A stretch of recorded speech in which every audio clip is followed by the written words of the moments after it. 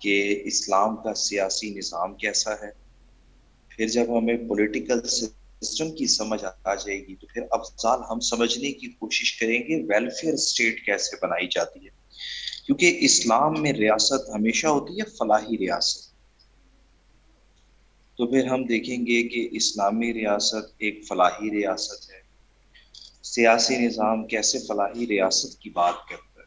اور جب ہم فلاحی ریاست کو سمجھ لیں گے تو پھر اسی کے ساتھ میں آپ کو وہ جو ہمارا 7واں چیپٹر ہے نا کہ پبلک ایڈمنسٹریشن کیا ہے، گڈ گورننس کیا ہے اور اس کے کیا فیچرز ہیں وہ کروا دوں.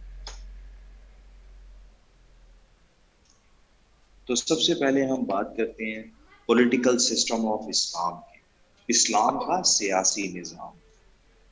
آپ لوگوں نے کبھی پالیٹکس کی ڈیفینیشن سنی ہے کہ ہم پالیٹکس کسے کہتے ہیں شیلا؟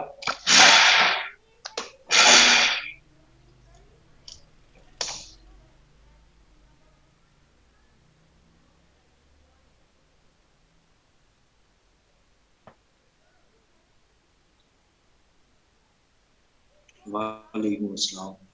جی پالیٹکس کیا ہوتی ہے؟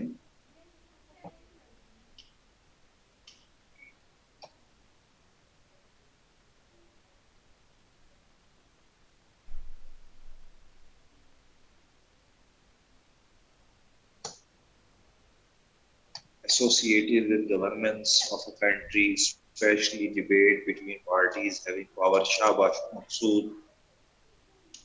Activities performed by political leaders. Very good. جب ہم بات کرتے ہیں پالیٹکس کی شہلا ہمیں پتہ چلتا ہے کہ پالیٹکس از ا جی گریک ورڈ. اور گریک ورڈ پولیٹیکا سے ڈرائیو کر کے بنایا گیا ہے. گریک ورڈ ہے پولیٹیکا اور یہ گریک ورڈ پولیٹیکا سے ڈرائیو کر کے بنایا گیا ہے. پولیٹیکا کا لفظی مطلب ہے افیئرز آف سٹیز.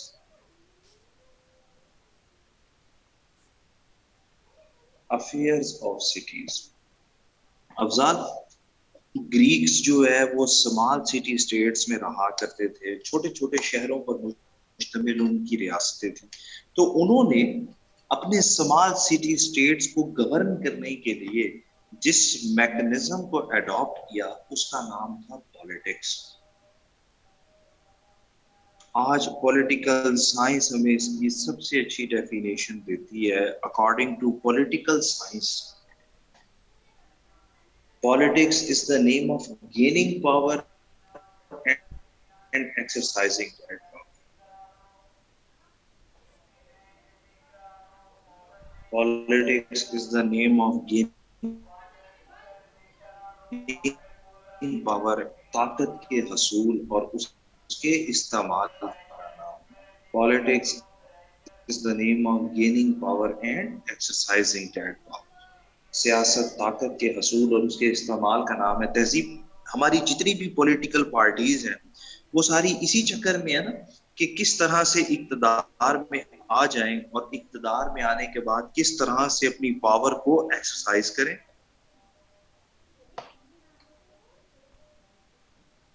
اس کے بعد پھر ایرسٹوٹل کی ایک فیمس بک تھی دا پالیٹکس. نام سنا آپ نے ایرسٹوٹل کی فیمس بک دا پالیٹکس کا؟ ایرسٹوٹل اپنی بک دا پالیٹکس کے اندر کہتا ہے کہ سیاست کی جاتی ہے دو چیزوں کے لیے. نمبر ایک، سیاست کا کام ہے پہلے نمبر پہ پیپل اینڈ ریسورسز کو مینج کرنا. To manage people and resources. اور جب پیپل اینڈ ریسورسز کو مینج کر لیں تو دوسرا کام ہے لا میکنگ، قانون سازی کرنا.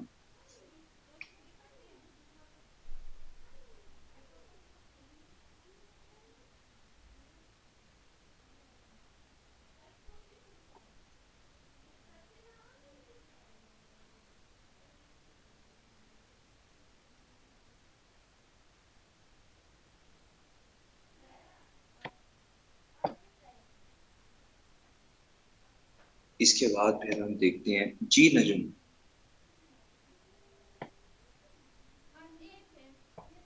اس کے بعد پھر ہم تھوڑا سا مزید دیکھتے ہیں کہ جب ہمیں پالیٹکس کی سمجھ آ گئی تو ویسٹ کا سیاسی نظام کیا ہے، پولیٹیکل سسٹم آف ویسٹ،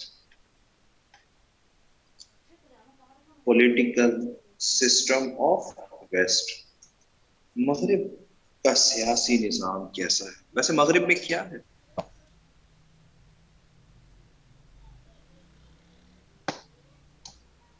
مغرب میں ہم کیا کہتے ہیں؟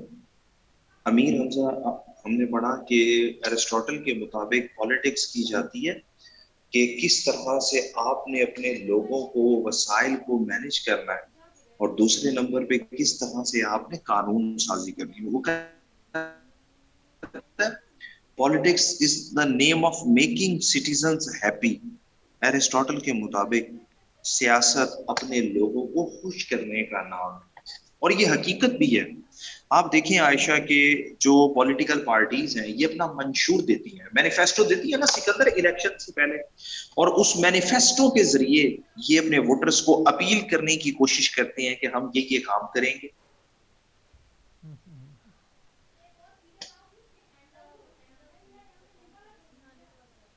اس کے بعد پھر جب ہم بات کرتے ہیں مغرب کے سیاسی نظام کی، تو مغرب کے اندر ہمیں پتہ چلتا ہے کہ ڈیموکریسی ہے، اور ڈیموکریسی کی ڈیفینیشن کیا ہے؟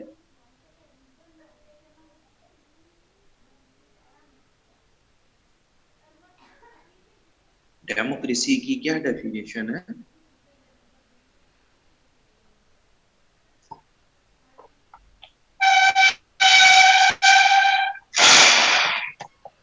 شاباش شیلا، اس کی سب سے اچھی ڈیفینیشن ہمیں دی ہے ابراہم لنکن نے،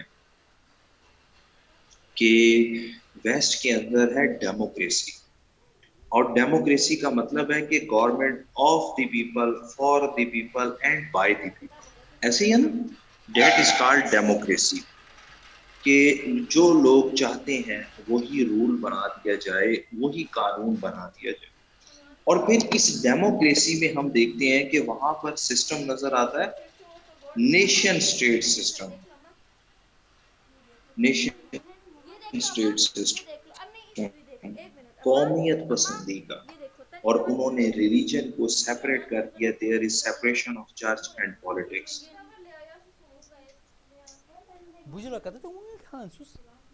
separation of church and politics, کہ مغرب میں جب رینیساں آیا تو ان لوگوں نے رینیساں کے بعد سیاست کو ریاست سے الگ کر دیا۔ اب آپ دیکھیں نیشن اسٹیٹ سسٹم کیا ہے اور ڈیموکریسی کیا ہے، کہ امیر برٹن کے اندر مسلمس بھی ہیں، نان مسلمس بھی ہیں، پاکستانی بھی ہیں، انڈینز بھی ہیں، سکھ بھی ہیں، ہندو بھی ہیں، کرسچن بھی ہیں، لیکن برٹن کی پارلیمنٹ میں وہ ہمیشہ بات کرتے ہیں برٹن کی، کبھی بھی وہ ریلیجن کی بات نہیں کرتے، وہ کہتے ہیں religion is your personal affair. آپ کینیڈا کے اندر دیکھیں کہ وہاں کی پارلیمنٹ میں مسلمس بھی ہیں اور سکھ بھی ہیں، لیکن وہاں پر نہ تو وہ سکھ کی بات کرتے ہیں نہ اسلام کی بات کرتے ہیں، وہ ہمیشہ بات کرتے ہیں کینیڈا کی۔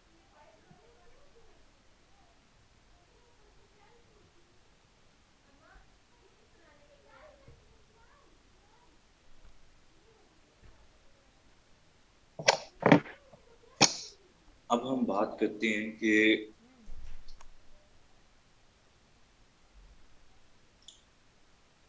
پولیٹیکل سسٹم آف اسلام کیا ہے۔ آپ کو ویسٹرن پولیٹیکل سسٹم کی سمجھ آئی کہ وہاں پر ریاست کی بات کی جاتی ہے، مذہب کی نہیں کرتے ہیں، وہاں پر بات وہ لوگ نیشن اسٹیٹ سسٹم کی کرتے ہیں، اپنی ریاست کی کرتے ہیں، امت مسلمہ کی نہیں کرتے ہیں۔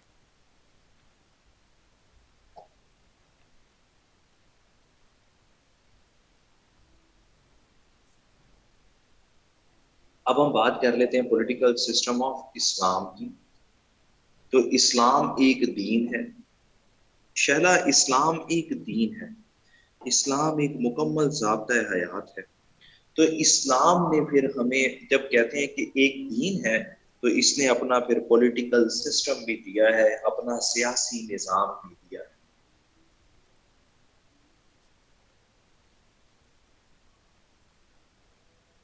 اسلام ایک دین ہے تو دین نے اپنا پولیٹیکل سسٹم بھی کیا. اب آپ دیکھیں کہ یار ویسٹ کے اندر دین آپ کا پرسنل میٹر تھا، جبکہ اسلام کے اندر آپ کی سیاست بھی دین کے مطابق ہوگی. ہم سیاست کو دین سے الگ نہیں کر سکتے. اقبال کا فیمس شعر ہے نا، جدا ہو دین سیاست سے تو رہ جاتی ہے چنگیزی.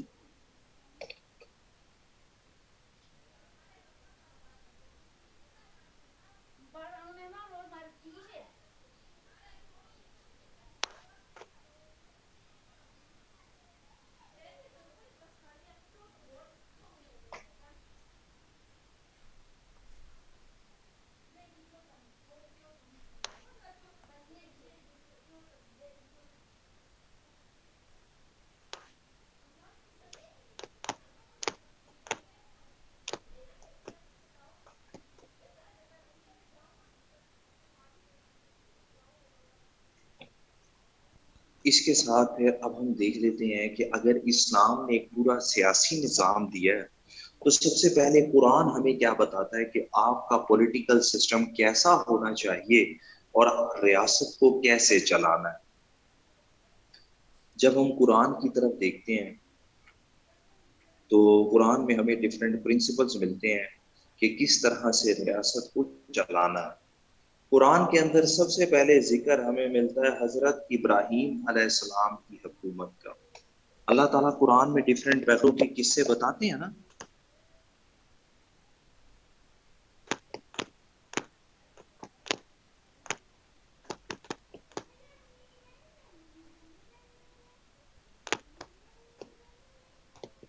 اور اللہ تعالیٰ کہتے ہیں کہ ان قصوں میں عقل والوں کے لیے نشانیاں.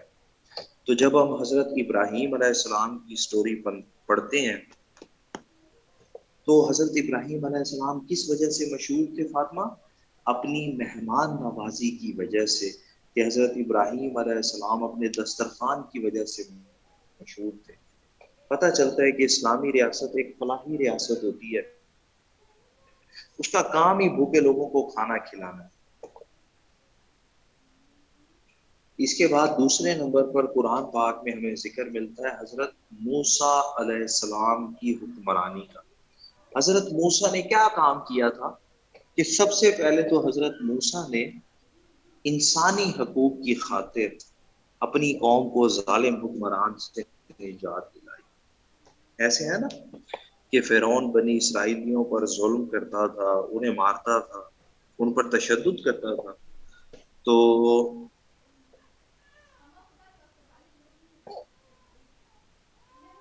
حضرت موسیٰ نے اپنی قوم کو ظالم بادشاہ سے نجات دلائی.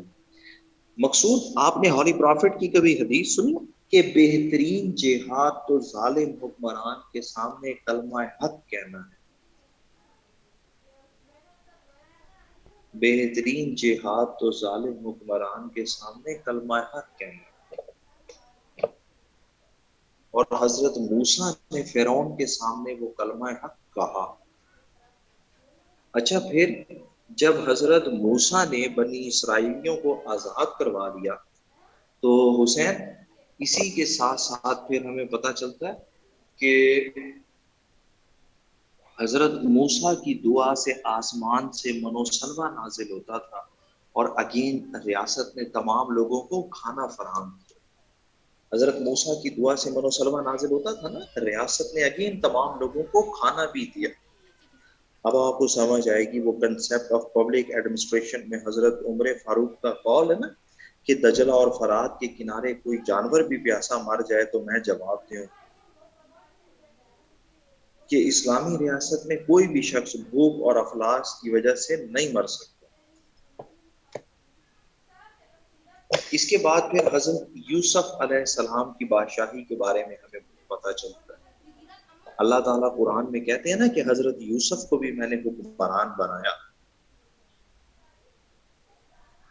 اچھا جب حضرت یوسف علیہ السلام کو حکمران بنایا تو ایمن حضرت یوسف کے دور میں قحط پڑا تھا، 7 سال قحط پڑا تھا. ایسے ہی حضرت یوسف نے قحط کے دنوں میں تمام لوگوں کو کھانا پرووائڈ کیا.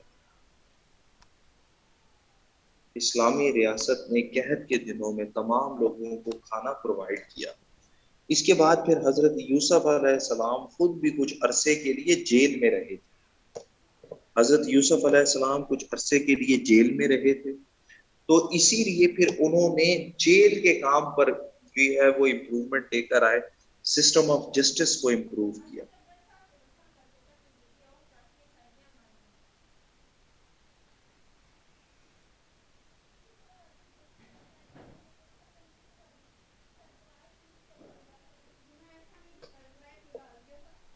اس کے بعد قرآن پاک میں ہمیں حضرت داؤد علیہ السلام کی حکمرانی کا پتہ چلتا ہے. اچھا, یہ بڑی مزے کی ورس ہے. قرآن پاک کی ایک سورت ہے سورہ سواد, اور سورہ سواد کی ورس نمبر ہے 26. آپ میں سے کوئی شیئر کرے گا؟ میں آپ کو یہاں پر بتاتا ہوں کہ اللہ تعالیٰ کیا کہتے ہیں کہ جب آپ حکمران بن جائیں تو آپ نے کیا کرنا.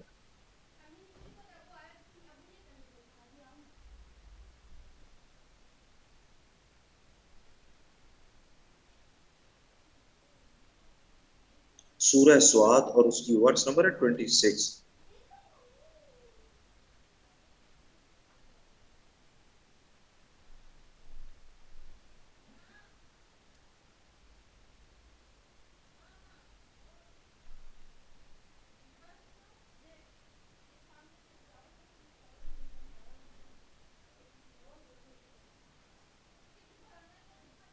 جی, سورہ سواد ورس نمبر 26 ملی ہے جلال الدین.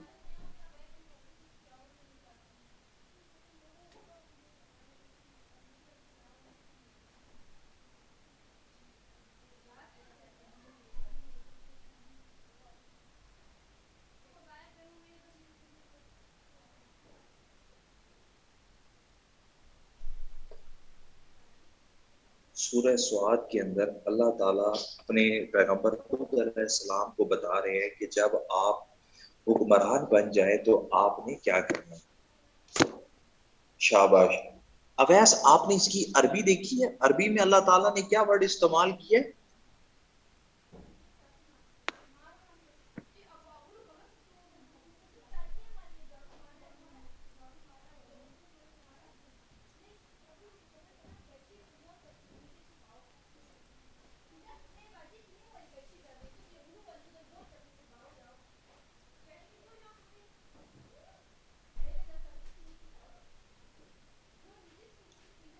اب آپ دیکھیں کہ اللہ تعالیٰ نعمان ورڈ استعمال کر رہے ہیں کہ اے داؤد, ہم نے تمہیں زمین پر اپنا خلیفہ بنایا.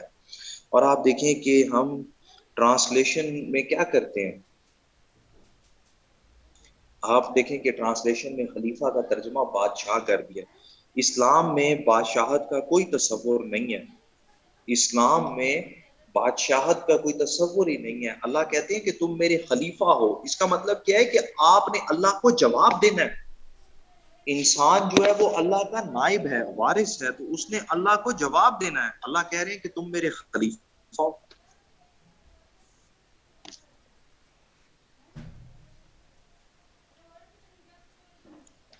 اور حسین, اللہ تعالیٰ کہتے ہیں کہ میں نے تمہیں زمین پر خلیفہ بنایا ہے. اور جب اللہ کے نام پر کوئی شخص اقتدار میں آ جائے تو اسی آیت کو پورا پڑھیں, آپ دیکھیں کہ اللہ تعالیٰ کیا کہہ رہے ہیں کہ پھر آپ نے کیا کرنا ہے.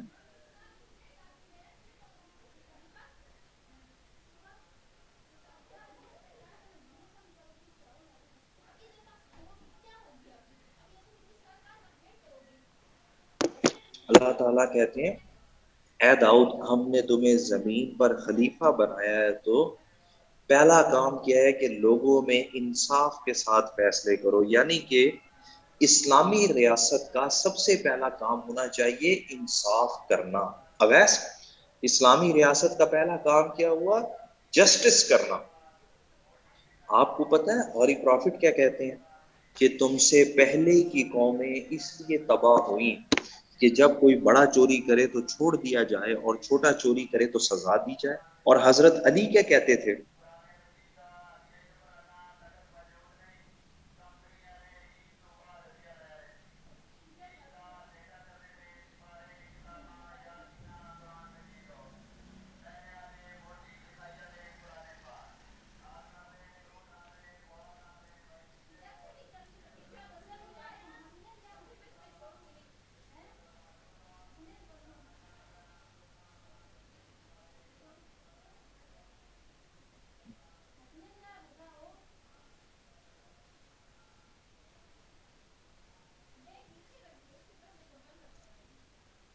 اللہ تعالیٰ کیا کہہ رہے ہیں کہ آپ نے انصاف کرنا ہے. ہولی پرافٹ کہتے ہیں انصاف نہیں کرو گے تو قوم تباہ ہو جائے گی. اور حضرت علی کہتے ہیں the system of disbelief can work but the system of injustice can't work. کہ بھئی کفر کا نظام تو چل جائے گا پر ظلم کا نظام نہیں چلے گا, ہے نا تہذیب. لیکن یار پاکستانیوں نے تو قسم کھائی ہوئی ہے کہ انہوں نے کوئی ہائی لیول کا کام کرنا ہے. یہ حضرت علی کے قول سے بھی آزاد ہے لوگ. آپ کو پتا ہے پاکستانی حضرت علی کے بھی قول سے آزاد ہیں. یہاں پر ظلم بھی انتہا کا ہے اور یہاں پر آپ دیکھیں کہ ابھی تک یہ ملک قائم بھی ہے.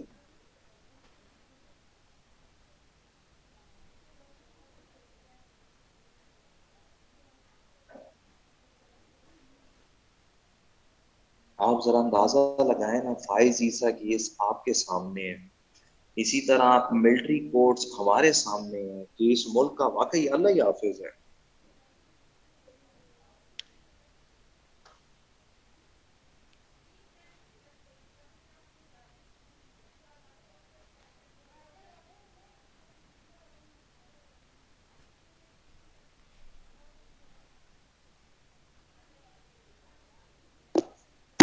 اور اس کے ساتھ ہی پھر اس آیت میں افضال آگے پڑھ کے دیکھو اللہ تعالیٰ کیا کہہ رہے ہیں اپنے پیغمبر کو,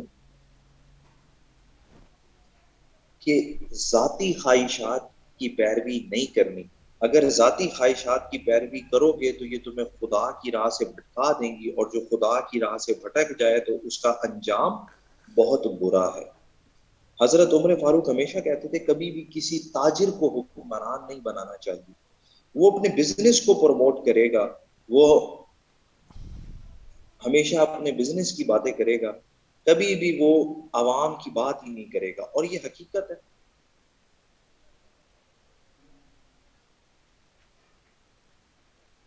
اور یہ حقیقت ہے نا مقصود, کہ اگر ہم کاروباری آدمی کو بنا دیں گے تو کاروباری آدمی صرف اور صرف اپنے بزنس کو پروموٹ کرے گا. کبھی بھی کبھی بھی وہ یہ کرے گا ہی نہیں کہ عوام کے فائدے کی بات کرے. آپ جہانگیر ترین کو دیکھ لیں, آپ میاں منشا کو دیکھ لیں, آپ ملک ریاض کو دیکھ لیں.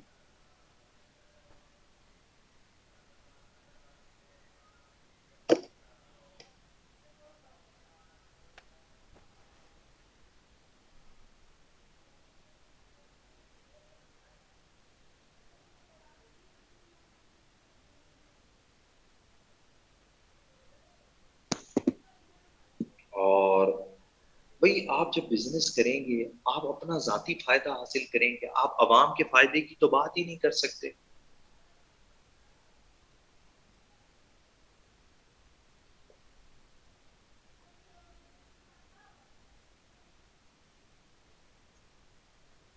اس کے بعد پھر حضرت سلیمان علیہ السلام کی بادشاہی کا ذکر ملتا ہے قرآن پاک میں.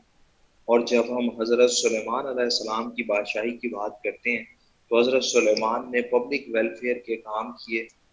پبلک ویلفیئر کے کاموں سے مراد ہے عوام کی فلاح و بہبود کے کام, جن میں پانی کا بندوبست, جن میں فوڈ کا بندوبست کر دینا. پھر اس کے علاوہ حضرت سلیمان علیہ السلام نے مساجد کی تعمیر کروائی تھی. اور آخر میں ہم دیکھتے ہیں تو ہمیں پروفٹ محمد پیس بھی اپون ہم کی ریاست مدینہ کا پتہ چلتا ہے کہ انہوں نے اپنی ریاست کو کس طرح سے ایک فلاحی ریاست بنایا, انہوں نے اسے ایک ویلفیئر اسٹیٹ بنایا. تو یہ قرآن کے کچھ ہمیں اصول ملتے ہیں کہ اللہ کے نام پر جب آپ حکومت بنائیں گے تو آپ نے ان چیزوں کو انشور کرنا. اب ہم پڑھ لیتے ہیں اسلامی سیاسی نظام کے اصول کیا ہیں, what are the principles of Islamic political system. اور انہی پرنسپلز کو ہم دیکھ لیں گے کہ ڈیموکریسی سے کیسے مختلف ہے.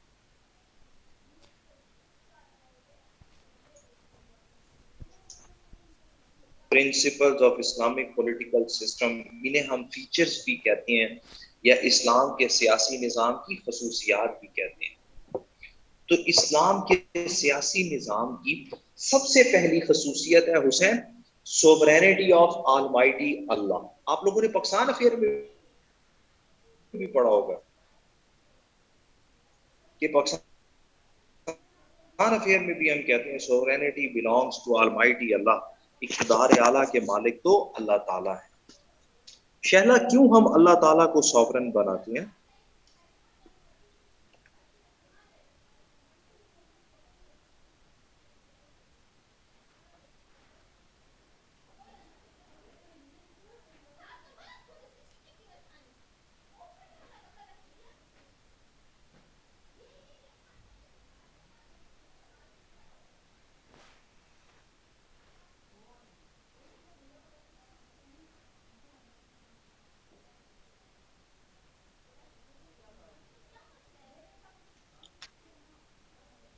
اللہ پوری کائنات کے مالک ہیں، اور اویس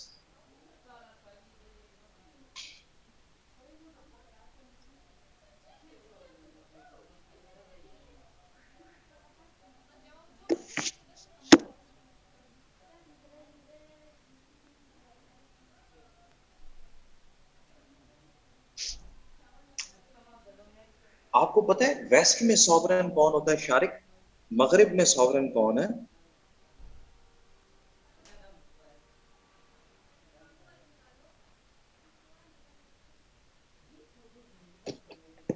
مغرب میں سوورن کون ہے؟ کہیں پر کہتے ہیں پیپل سوورن ہے، کہیں پر کہتے ہیں کانسٹیٹیوشن سوورن ہے، کہیں پر کہتے ہیں ماسز سوورن ہے، ایسے ہی ہے نا کہ اکثر کہیں پر پیپل، کہیں پر ماسز، کہیں پر کانسٹیٹیوشن کو کہا جاتا ہے کہ سوورن ہے۔ سوورن ہوتی ہے فائنل لا گیور اتھارٹی۔ قاسم، سوورن ہے فائنل لا گیور اتھارٹی۔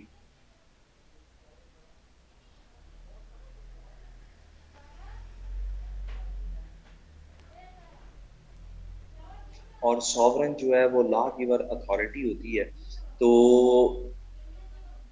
ماسز اگر سوورن ہو، یا جلال الدین اگر پارلیمنٹ سوورن ہو، تو اسے ہم کہتے ہیں پاپولر ووٹ۔ اسے ہم کہتے ہیں پاپولر ووٹ، کہ بھئی جو عوام چاہتے ہیں وہی قانون بنا دیں۔ یہی ہے نا ڈیموکریسی، کہ government of the people for the people.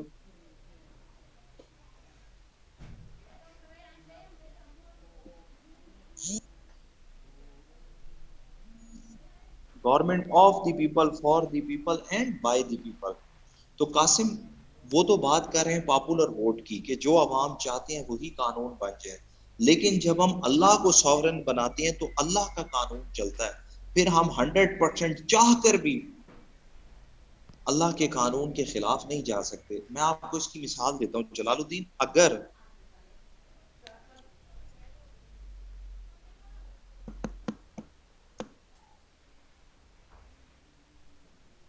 اگر پاکستان میں 96% یہاں پر مسلمز رہتے ہیں، میر بھٹو، اگر 96% مسلمان اکٹھے ہو کر کہیں کہ ہم نے یہاں پر نان مسلمز کو نہیں رہنے دینا، تو ڈیموکریسی کیا کہتی ہے؟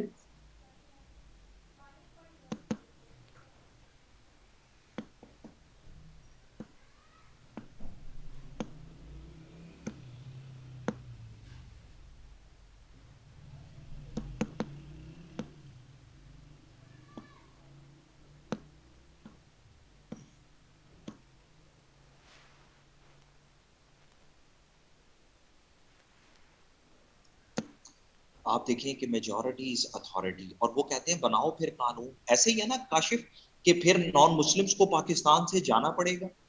اگر پاکستان میں تمام مرد اکٹھے ہو جائیں اور کہیں کہ ہم نے عورتوں کو وراثت میں حق نہیں دینا، تو افضال ڈیموکریسی کیا کہتی ہے؟ کہ بناؤ ایسا قانون۔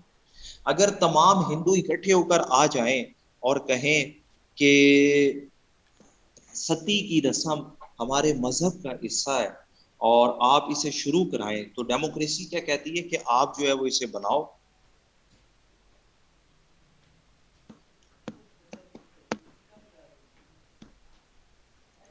لیکن اب آپ دیکھیں کہ جب اللہ نے کہا ہے کہ عورت کو وراثت میں حق دینا ہے اور نان مسلمز اسلامی ریاست میں رہ سکتے ہیں، تو پھر 96% تو کیا، 100% چاہ کر بھی، 100% چاہ کر بھی وہ قانون نہیں بنا سکتے۔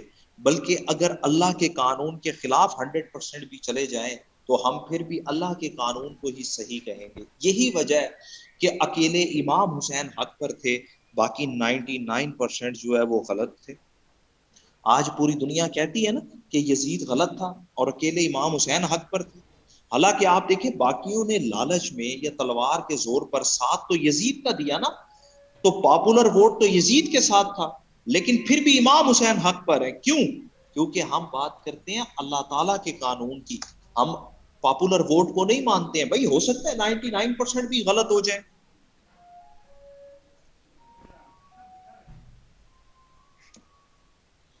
آپ کو ڈیموکریسی اور اسلام میں تھوڑا سا فرق سمجھ آیا؟ کتنا فرق ہے؟ میں نے یہ کمپیریزن کیا ہے ان ڈیٹیل تاکہ پیپر میں آپ اچھی طرح سے لکھ سکیں کہ بیسک کنسیپٹ ہی سوورینٹی میں ہے۔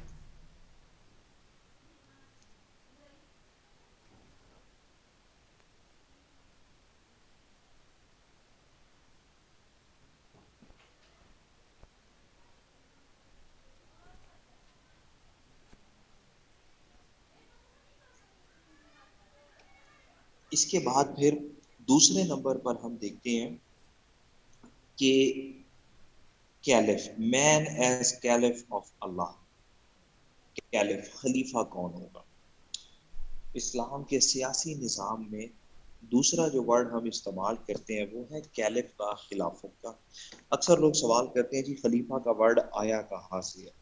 تو میں نے اسی لیے وہ قرآن کی آیت آپ لوگوں کے ساتھ شیئر کی کہ پتہ چل جائے بھائی کیلف کا ورڈ اللہ نے قرآن میں استعمال کیا، اور اللہ تعالیٰ قرآن پاک کے اندر ہی کہتے ہیں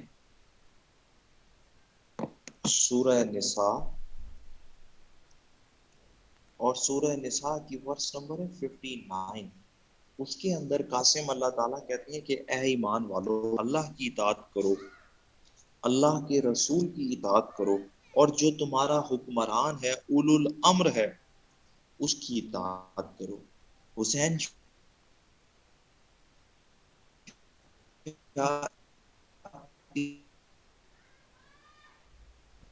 عبادت ہے۔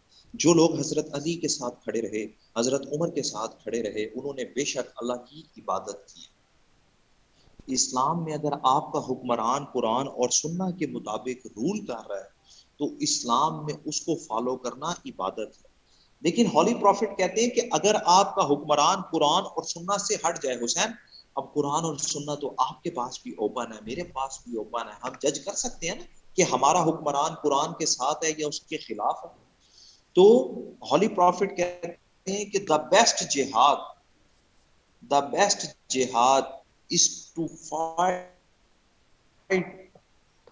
is the best jihad is to speak a word of justice to an oppressive ruler۔ بہترین جہاد تو ظالم حکمران کے سامنے کلمہ حق کہنا ہے۔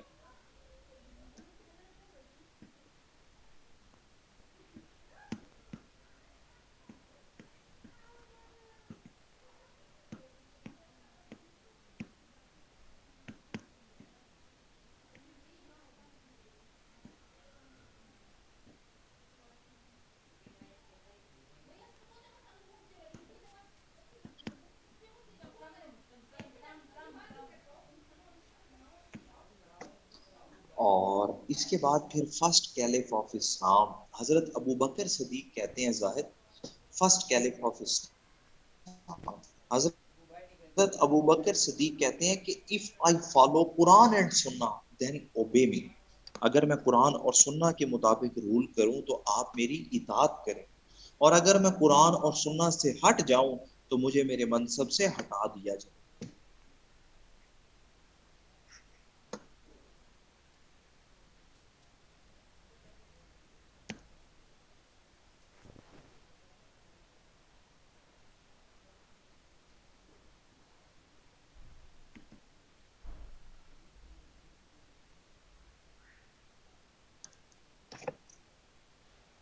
اس کے بعد پھر حضرت عمر فاروق سیکنڈ کیلف۔ حضرت عمر فاروق کہتے ہیں دیر از نو کیلف وداؤٹ کنسلٹیشن۔ حضرت عمر فاروق کہتے ہیں دیر از نو کیلف وداؤٹ کنسلٹیشن، کے مشورے کے بغیر کوئی بھی شخص خلیفہ بن ہی نہیں سکتا۔ یعنی کہ خلیفہ کبھی بھی ڈیسپوٹک رولر، مطلق العنان بادشاہ نہیں ہو سکتا کہ وہ کبھی کسی کو جواب دینا ہو۔ خلیفہ جواب دہ ہوتا ہے، مشورے سے کام کرتا ہے۔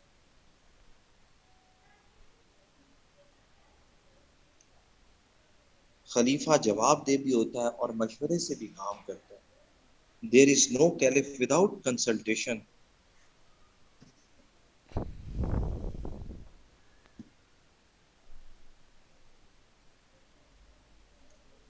اس کے بعد حضرت عمر فاروق کے دور میں آپ کو پتا نا پرشین اور رومن امپائر فتح ہوئی تھی.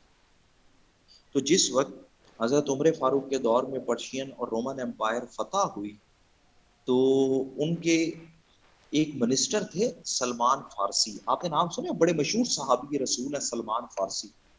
تو حضرت عمر فاروق نے پوچھا کہ سلمان بتاؤ میں بادشاہ ہوں یا خلیفہ؟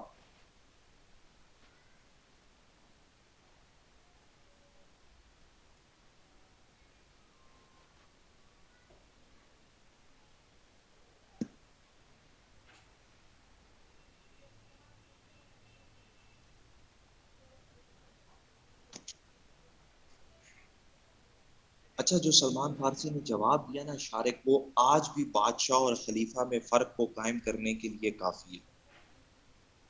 اور سلمان فارسی نے جواب دیا کہ عمر، if you are the custodian of public money then you are a caliph.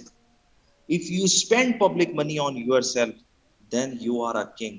کہ اگر آپ عوام کے پیسے کی حفاظت کرتے ہیں تو آپ بادشاہ نہیں خلیفہ، سوری، اگر آپ عوام کے پیسے کی حفاظت کرتے ہیں تو آپ خلیفہ ہیں، اور اگر آپ عوام کے پیسے کو اپنے اوپر خرچ کرتے ہیں تو آپ بادشاہ ہیں. یہ بنیادی فرق ہے بادشاہ اور خلیفہ.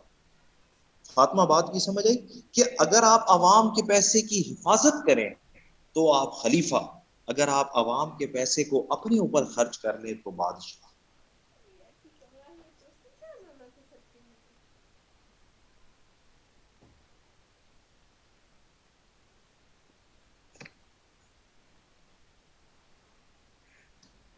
اس کے بعد تھرڈ کیلف آف اسلام حضرت ابو بکر صدیق، اور تھرڈ کیلف آف اسلام حضرت عثمان غنی.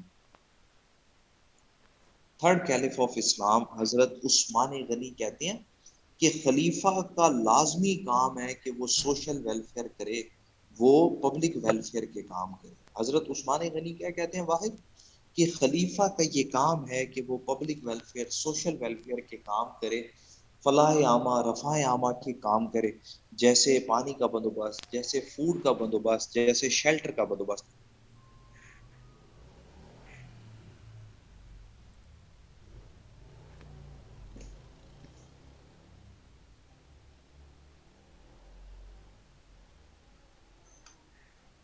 اس کے بعد فورتھ کیلف حضرت علی. فورتھ کیلف حضرت علی، اور حضرت علی کہتے ہیں کہ خلیفہ کا کام ہے سب سے پہلے نمبر پہ تو انصاف کرنا، جسٹس کرنا، کیونکہ حضرت علی کا ہی قول ہے کہ کفر کا نظام تو چل جائے گا پر ظلم کا نظام نہیں چل سکتا. تو حضرت علی کیا کہتے ہیں کہ خلیفہ کا سب سے پہلا کام ہے انصاف کرنا، اور انصاف کرنے کے ساتھ ساتھ دوسرے نمبر پر خلیفہ کا کام ہے کرپشن کو روکنا،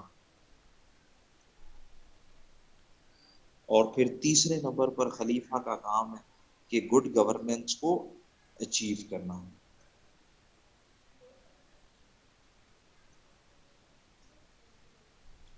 to achieve good governance. Zahid, ان چاروں مثالوں پر، یہ جو چار خلفائے راشدین کی ہیں، ان پر اگر ہم امام حسین کو رکھ کے دیکھیں تو پتہ چلتا ہے کہ انہوں نے ظالم حکمران کے سامنے کلمہ حق بھی کہا، انہوں نے حکمران کو عوام کا پیسہ استعمال کرنے سے روکا، انہوں نے عوام کی فلاح و بہبود کی اور انصاف کی بات کی.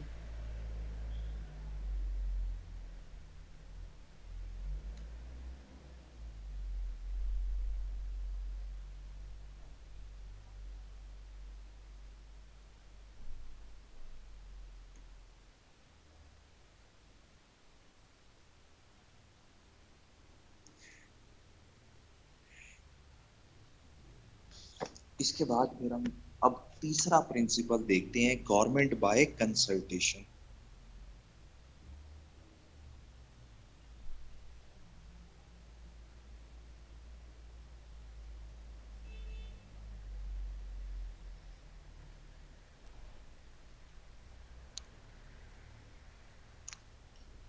Government by consultation. अच्छा, ये डेमोक्रेटिक स्पिरिट ऑफ इस्लाम है। वो कासिम, कई लोग कहते हैं ना कि इस्लाम में जमहूरियत है, तो थर्ड है डेमो, ये गवर्नमेंट बाय कंसल्टेशन, शूरा। शूरा is the third principle of Islamic political system, that's the democratic spirit of Islam. इस्लाम में जमहूरी तसव्वुर, डेमोक्रेटिक स्पिरिट ऑफ इस्लाम।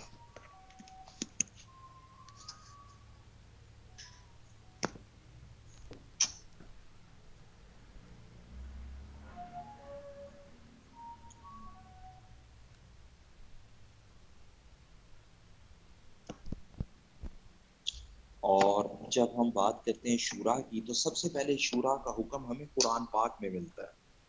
अल्लाह ताला बताते हैं कि शूरा को एस्टेब्लिश करना है। सूरह आले इमरान और उसकी वर्स नंबर है 159।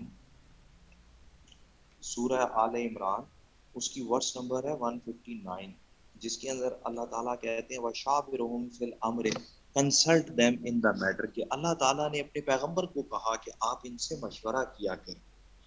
अच्छा, इसी तरह सूरह शोरा कुरान पाक की एक पूरी सूरत है, और सूरह शोरा की वर्स नंबर है 38, जिसके अंदर अल्लाह ताला कहते हैं वह अम्रुहुम शूरा बैनहुम, के मुसलमानों के आपस के मामलात बाहमी मशावरत से तय पाते।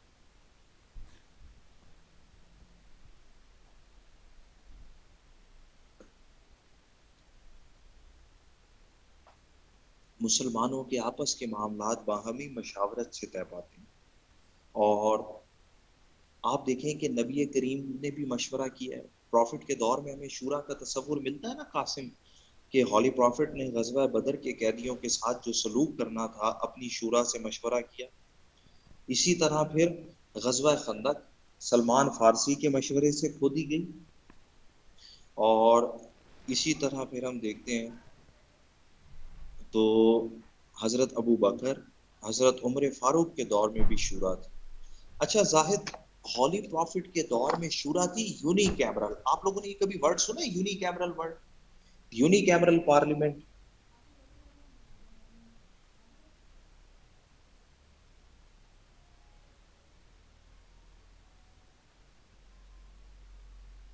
एक ऐवान पर मुश्तमिल प्रॉफिट के दौर में पार्लियामेंट थी। अच्छा, अब ये जो यूनिकैमरल पार्लियामेंट थी ना जी तौकीर, अब इस यूनिकैमरल पार्लियामेंट में लोग पूछते हैं कि जी लोग सिलेक्ट कैसे होते थे, इसके मेंबर पार्लियामेंट कैसे सिलेक्ट हुए?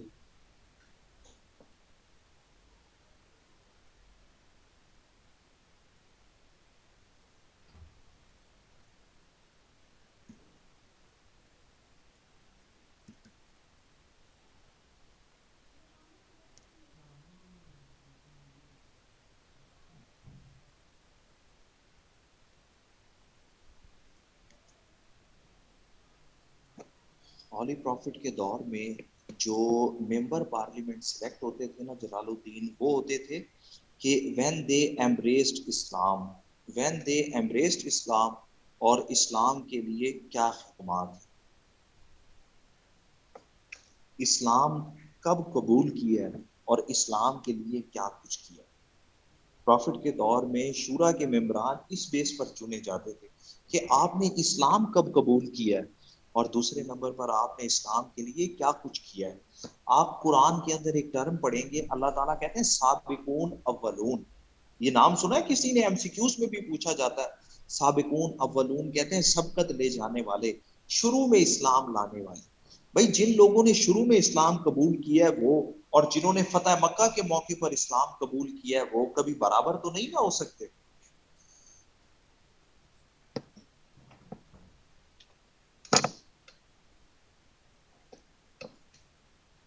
हजरत अबू बकर सदीक के दौर में भी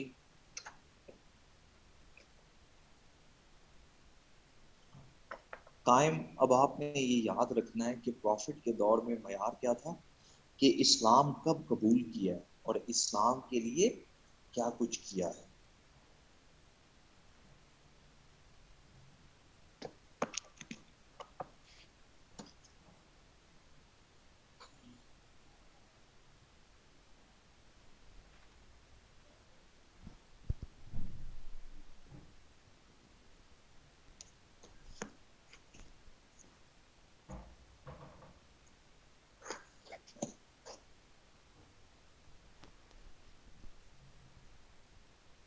حضرت ابو بکر کے دور میں بھی پارلیمنٹ جو ہے وہ یونی کیمرل تھی، لیکن نیلم حضرت عمر فاروق نے اپنی شورا کو بائی کیمرل کر دیا تھا.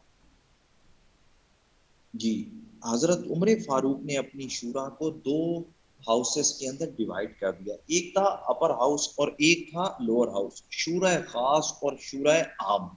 شورا خاص میں جو اسٹریٹجک نیچر کے معاملات ہیں نا، دفاع سے، معیشت سے ریلیٹڈ، وہ کیے جاتے تھے، اور شورا عام میں عام لوگوں سے متعلق معاملات ڈسکس کیے جاتے. اب آپ دیکھیں کہ یار اگر بجٹ پاس کرنا ہے تو بجٹ پہ وہی بندہ رائے دے سکتا ہے نا جو اس کا ایکسپرٹ ہوگا. اب آپ دیکھیں ہماری جو پاکستان کی پارلیمنٹ ہے وہ بجٹ پاس کرتی ہے، اس میں وہ لوگ ووٹ دے رہے ہیں نیلم جنہیں بجٹ کے سپیلنگ بھی نہیں آتے ہیں. ہمارے ڈیفنس منسٹر وہ ہوتے ہیں جنہیں خود ڈیفنس کی ضرورت ہوتی ہے. ہمارے ہاں آپ دیکھیں کہ سائنس اینڈ ٹیکنالوجی کے وہ منسٹر رہے ہیں جن کا نہ سائنس سے تعلق ہے نہ ٹیکنالوجی سے تعلق. تو حضرت عمر فاروق نے شورا خاص بنائی تھی جسے آج کل آپ نام دیتے ہیں نا ٹیکنوکریٹس.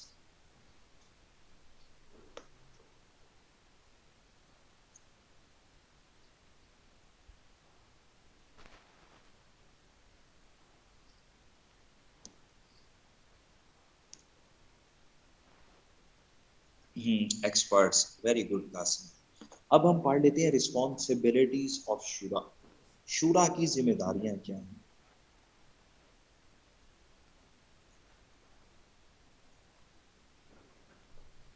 رسپانسبلٹیز آف شورا. حسنین ادھر آؤ. اتنی بڑی وہ ہے مچھر ہے تو وہاں پیچھے بہت بڑی ہے، تو وہ جیم کی کوئی بوتل ٹائپ ہے نا اس طرح کی. اور جب ہم بات کرتے ہیں اس کو پکڑ رہے ہیں، کور رسپانسبلٹیز میں ڈال آف دو، پکڑو. شورا کی، تو شورا کا ہاں سب سے وہی پہلا باندھ کے بند کام کر ہے دو، وہ سلیکشن پکڑ آف رہے ہیں. کیلف. بہت بڑی ہے، ٹھیک ہے میڈیم ہے بڑا. تھوڑا یہ چھاپڑا گیا کہ تو اس کو باندھنے میں بند کر دو. وہ چیز اور اس کو بند کر دو. شورا کا سب سے پہلا کام کیا ہے؟ Selection of caliph. آج ہم کہتے ہیں نا کہ پرائم منسٹر کیسے چنا جاتا ہے؟ اسمبلی چنتی ہے. پردے کے پیچھے. Selection of caliph. جب انہوں نے خلیفہ کو چنا ہے تو پھر انہوں نے ہاں بند کرو خلیفہ پھر. کی اکاؤنٹیبلٹی بھی میں کرنی اس کو ہے. ایک لگاؤں گا نا اس سے تو یہ نیچے گر جائے گی تو میں بند کروں گا. Accountability of caliph. ہاں یہ دیکھو آپ سامنے شیڈو پہ نظر آ رہا ہے اوپر، اس طرف سے بند کر دیں. پھر کرو نا بند تو گر جائے گا. میں کرتا ہوں، پھر آگے والا کام تم کرتے ہو. اور اکاؤنٹیبلٹی آف کیلف کے ساتھ ساتھ شورا کا کام ہے اجماع کرنا. ہم نے پڑھا تھا نا اجماع. یہ شورا کا کام ہے کہ وہ اجماع بھی کرے، وہ کنسنسس کو ڈیولپ بھی کرے. اور اسی کے ساتھ ساتھ پھر اس کا ایک اور بھی کام ہے، اور وہ ہے کہ شورا کے اندر وومن ریپرزنٹیشن لازمی ہو. Women representation is very much necessary. Qasim, holy prophet نے عورتوں سے بیعت کی ہے. حضرت عمر فاروق کی شورا میں عورتیں شامل تھیں. ایون کہ حضرت عثمان غنی کی سلیکشن کے موقع پر حضرت عبد الرحمن بن عوف نے مدینے کی ہر عورت سے مشورہ کیا. مدینے کی ہر عورت سے مشورہ کیا کہ آپ کی نظر میں خلیفہ کون ہونا چاہیے. اسلام نے عورت کو 1400 سال پہلے ووٹ دینے کا حق دیا ہے، جبکہ مغرب میں یہ ملا ہے سیکنڈ ویو آف فیمنزم کے بعد.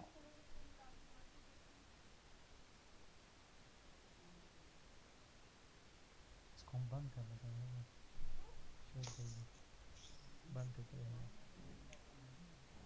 جم کا کوئی بوتل ٹائپ ہے، بھاگنے کے لیے جگہ چھوڑو نا.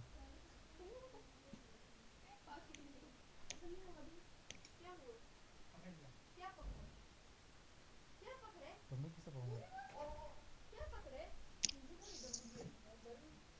اس کے بعد پھر نیکسٹ ہم آپ اس سے دیکھتے ہیں بھاگو نا، یہاں نیچے گر جائے گا قاسم. پتھر میں، پھر زخمی ہو جائے گا. شورا کے بعد چوتھا امپورٹنٹ پرنسپل، یہ بیعت ووٹ ہی ہے نا. جس طرح آج آپ بیلٹ پیپر پہ جا کے مہر لگا دیتے ہیں، اس وقت بیعت کر لیتے تھے.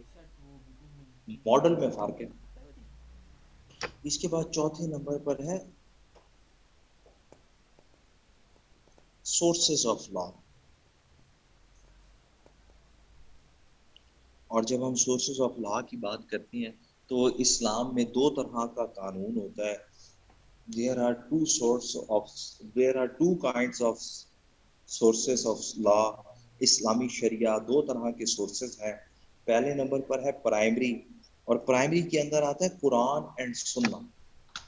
دوسرے نمبر پر ہے سیکنڈری, اور سیکنڈری میں آتا ہے اجماع, اجتہاد اور قیاس.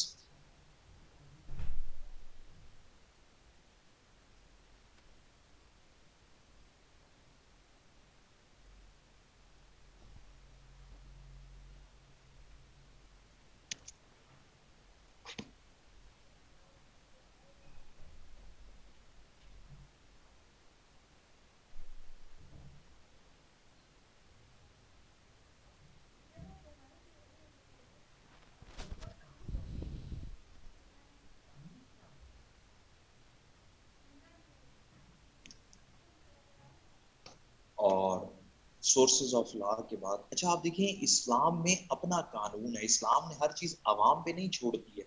جب ہم ڈیموکریسی کی بات کرتے ہیں تو اس میں تو ایک کانسٹیٹیوشن ہوتا ہے نا جو بن جاتا ہے اور اسی میں امینڈمنٹ کرتے رہتے ہیں. لیکن اسلام کا اپنا ہی شریعت کا نظام ہے, اپنا ہی قانون شریعہ ہے.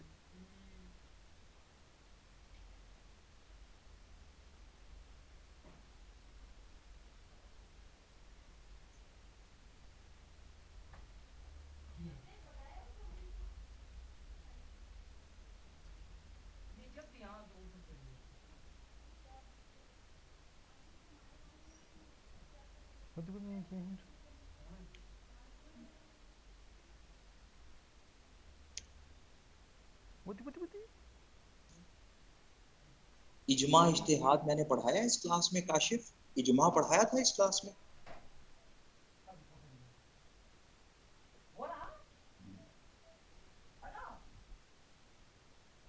اجماع نہیں پڑھا.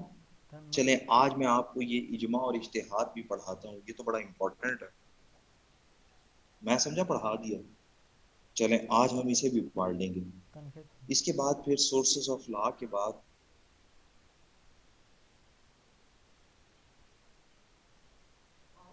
چلیں ہم پڑھ لیں گے کہ اجماع کنسنسس کو کہتے ہیں جب تمام لوگ ایک رائے پر ایک بات پر متفق ہو جاتے ہیں. حسین اچھا اس کے بعد پھر پانچویں نمبر پر ہم دیکھتے ہیں امر بالمعروف و نہی عن المنکر. امر بالمعروف و نہی عن المنکر, enjoining right and forbidding wrong. امر بالمعروف و نہی عن المنکر کے نیکی کے کاموں کا حکم دینا اور برائی کے کاموں کو روکنا. امر بالمعروف و نہی عن المنکر. اور اسلامی ریاست بنتی بھی اسی لیے ہے کہ نیکی کے کاموں کو پروموٹ کرے اور برائی کے کاموں کو روکے.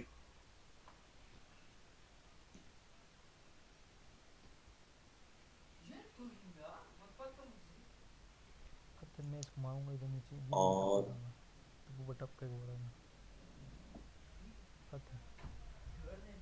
بولے نا ایک نہیں ہوا پردے کو جھٹکا دو, وہ ادھر کمر میں گھومے گی نا, پردے کو سائڈ کرو.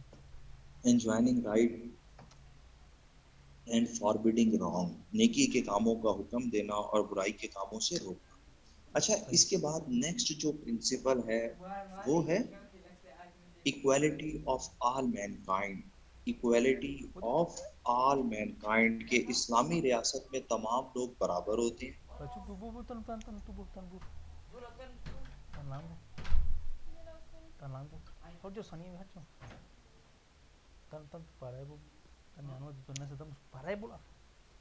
equality of all mankind کے اسلامی ریاست کے اندر تمام لوگ برابر درجے کے شہری ہیں. حسیب امر بالمعروف و نہی عن المنکر مطلب کہ آپ دیکھیں انڈیویجول لیول پر بھی اللہ نے یہ obligatory قرار دیا ہے, اور اسلامی ریاست کے لیے بھی یہ obligatory ہے کہ ریاست بھی نیکی کے کاموں میں تعاون کرے اور برائی کو روکے. نیکی کے کام کیا ہیں اسلامی سیاسی نظام میں کہ جی آپ شریعت کا نفاذ کر دیں, آپ اسلامک قانون کو امپلیمنٹ کرا دیں, آپ نیکی کے کاموں میں صدقہ جاریہ کے کام کرا دیں, ان میں تعاون کر لیں. اور برائی کے کام کیا ہے کہ ریاست ہوتی ہی برائی کو روکنے کے لیے کہ قتل و غارت، چوری، لا انفورسمنٹ ایجنسیز کا قیام، یہ ہے نا ساری چیزیں.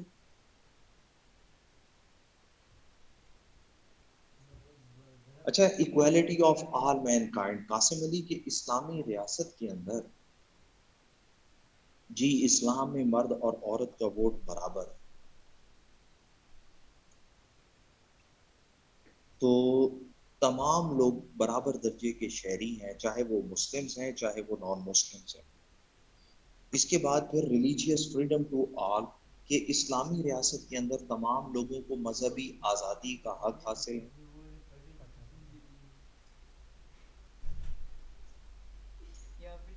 ریلیجیس فریڈم ٹو آل، تمام لوگوں کو مذہبی آزادی کا حق بھی حاصل ہے کہ اسلامی ریاست میں نان مسلمز بھی رہ سکتے ہیں، انہیں مذہبی آزادی کا حق حاصل ہے.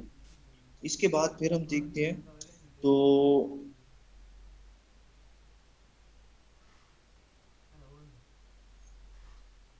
اس کے بعد ہمیں پتہ چلتا ہے کہ اسلامی ریاست ایک فلاحی ریاست ہوتی ہے، Islamic state as a welfare state. یہ کچھ 8 امپورٹنٹ پرنسپلز ہیں.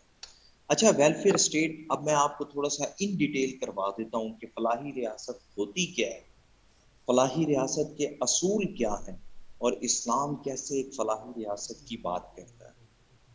اسے یہیں پر دیکھ لیتے ہیں کاشف.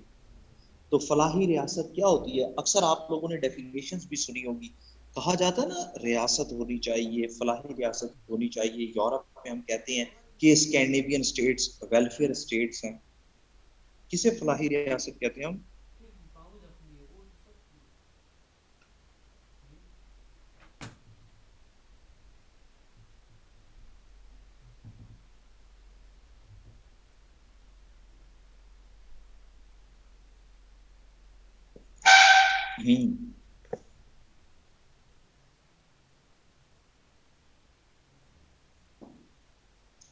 ویلفیئر اسٹیٹ کون آج اقوام متحدہ نے ہمیں سب سے اچھی ڈیفینیشن دی ہے. Very good Qasim. اقوام متحدہ کی ڈیفینیشن کے مطابق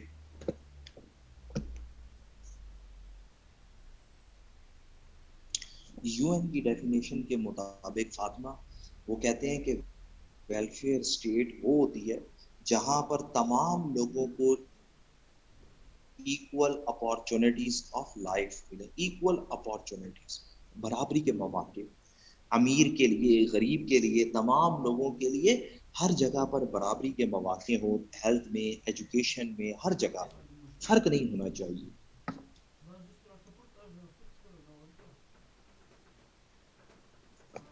دوسرے نمبر پر ایکوٹیبل ڈسٹریبیوشن آف ریسورسز، کے وسائل کی منصفانہ تقسیم بھی ہو. ایکوٹیبل ڈسٹریبیوشن آف ریسورسز، کے وسائل کی منصفانہ تقسیم ہو. جس علاقے کو جتنی ضرورت ہے اس کے مطابق اسے دیا جائے، اس کے مطابق وہاں پر خرچ کیا جائے. آج آپ دیکھیں ذرا کہ وسائل کی منصفانہ تقسیم ہوگی تو وہ فلاحی ریاست بنے گی. تہذیب راولپنڈی اسلام آباد میں میٹرو بنائی، لاہور میں آتے تو لاہور والے ویسے بھی سفر ڈسٹرکٹ میں لوگوں کو پینے کا صاف پانی بھی نہیں ملتا ہے. تو آپ کیسے ویلفیئر اسٹیٹ بنا سکتے ہیں کہ آپ اسلام آباد کے اوپر تو پیسے لگائیں، کراچی کے اوپر تو پیسے لگائیں، اور تھر کے لوگ جو ہے وہ پانی کے لیے ترسیں. آپ کس طرح سے ریاست کو فلاحی ریاست بنا سکتے ہیں کہ بلوچستان سے تو گیس نکلے اور بلوچستان کے لوگوں کو پینے کا پانی بھی نہ ملے. اسی طرح آپ دیکھیں کہ جی بی کے لوگ بھی یہی کہتے ہیں نا کہ ہمارے علاقے سے آپ تجارت کریں اور ہمارا علاقہ ہی دیکھیں. کانسٹیٹیوشن میں اس کا کوئی سٹیٹس ہی نہیں. یار اس سے زیادہ کوئی ظلم ہو کہ آپ اس علاقے کو ریونیو ہی اتنا نہ دیں تو پھر کس طرح سے وہ لوگ علیحدہ ریاست کی بات نہ کریں. وسائل کی ہمیشہ کہا جاتا ہے منصفانہ تقسیم ہونی چاہیے، تب جا کر ریاست فلاحی ریاست بنتی ہے.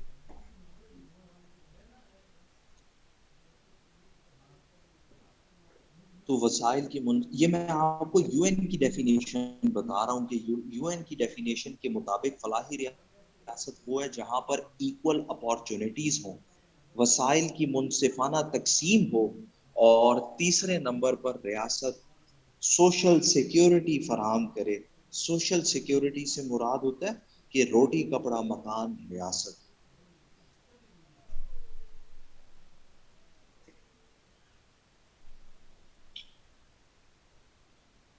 اب ہم دیکھ لیتے ہیں کہ یہ فلاحی ریاست کی بیسک ذمہ داریاں ہیں۔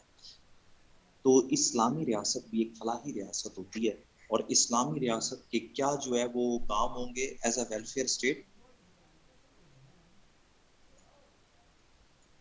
Islamic state as a welfare state.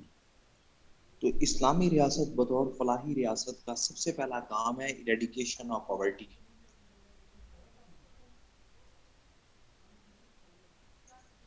فلاحی ریاست کے لیے غربت کا خاتمہ بہت ضروری ہے، اور کہتے ہیں نا کہ زکوٰۃ کے ذریعے غربت کا خاتمہ کیا جا سکتا ہے۔ جلال الدین، فلاحی ریاست مدینہ اس وقت تک نہیں بنائی جا سکتی جب تک ہم غربت کا خاتمہ نہ کریں۔ تو ہمارے حکمران کو بتانے کی ضرورت ہے کہ فلاحی ریاست مدینہ کے لیے آپ نے غربت کا خاتمہ کرنا ہے، غریب کا خاتمہ نہیں کرنا ہے۔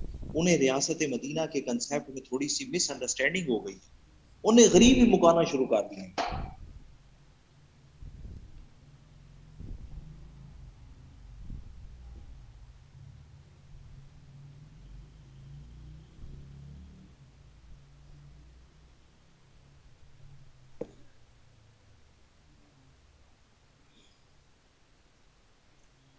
اس کے بعد پھر ہم تھوڑا سا مزید دیکھتے ہیں، تو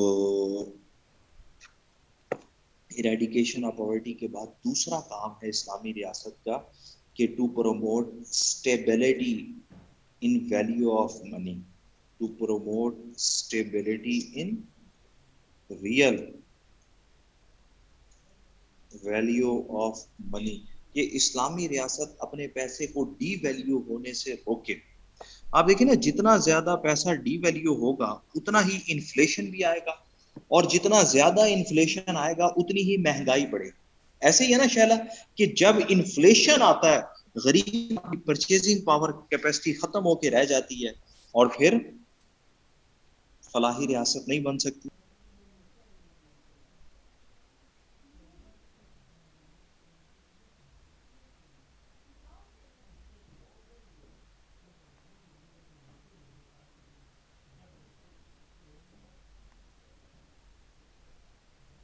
یا تم اپنا بدلہ لے رہے ہو، میں نے اس لیے بند کیا اس کو، آج انتقام کے لیے اس کو بند کیا۔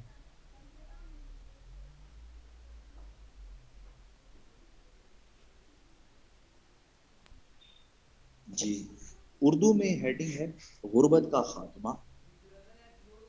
لے اردو وچ بھی چانن پاؤ، لے افضال چانن ساڈے کول ہے نا 550 وولٹ دا، آپ آئیے ذرا اردو وچ بھی چانن پاؤ، ایڈا تو لکھنؤ والا اردو دان۔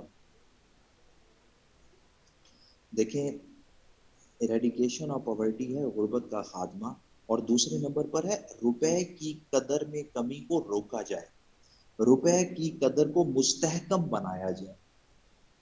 دیکھ لیں نیلم، پھر اتنی اتنی اردو ہمیں بھی آتی ہے، کیونکہ اگر روپے کی قدر میں کمی ہوگی تو ملک میں مہنگائی آئے گی، اور جب مہنگائی آتی ہے تو غریب آدمی غریب تر ہوتا چلا جاتا ہے۔ اب سمجھ آئی بات کی؟ ہاں جی نیازی صاحب، اینا چانن بہت ہے۔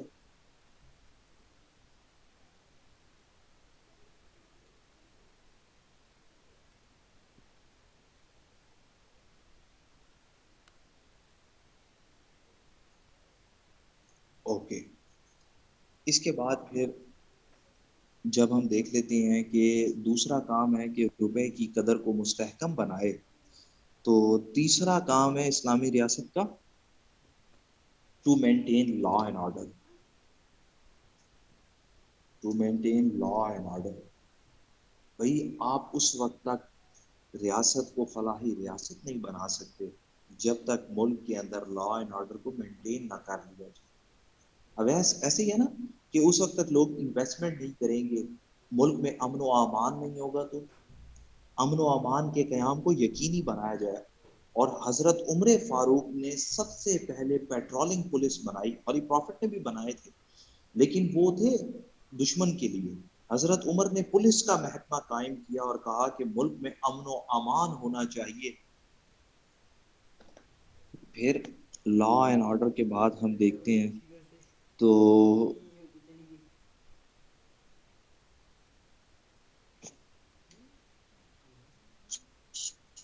سوشل جسٹس ہونا چاہیے. سوشل جسٹس کو کہتے ہیں سماجی انصاف. کہ بیت المال کا ادارہ بنائیں اور بیت المال لوگوں کو روٹی کپڑا مکان فراہم کرے، اسے ہم کہتے ہیں سوشل جسٹس. سوشل سیکیورٹی فراہم کرنا ریاست کی ذمہ داریوں میں شامل ہے. اور اویس اس کے لیے ضروری ہے کہ ریاست جو ہے وہ تمام لوگوں کو روٹی کپڑا اور مکان فراہم کرے، غریب لوگوں کی مدد کرے وداؤٹ اینی ڈسکریمنیشن کرے.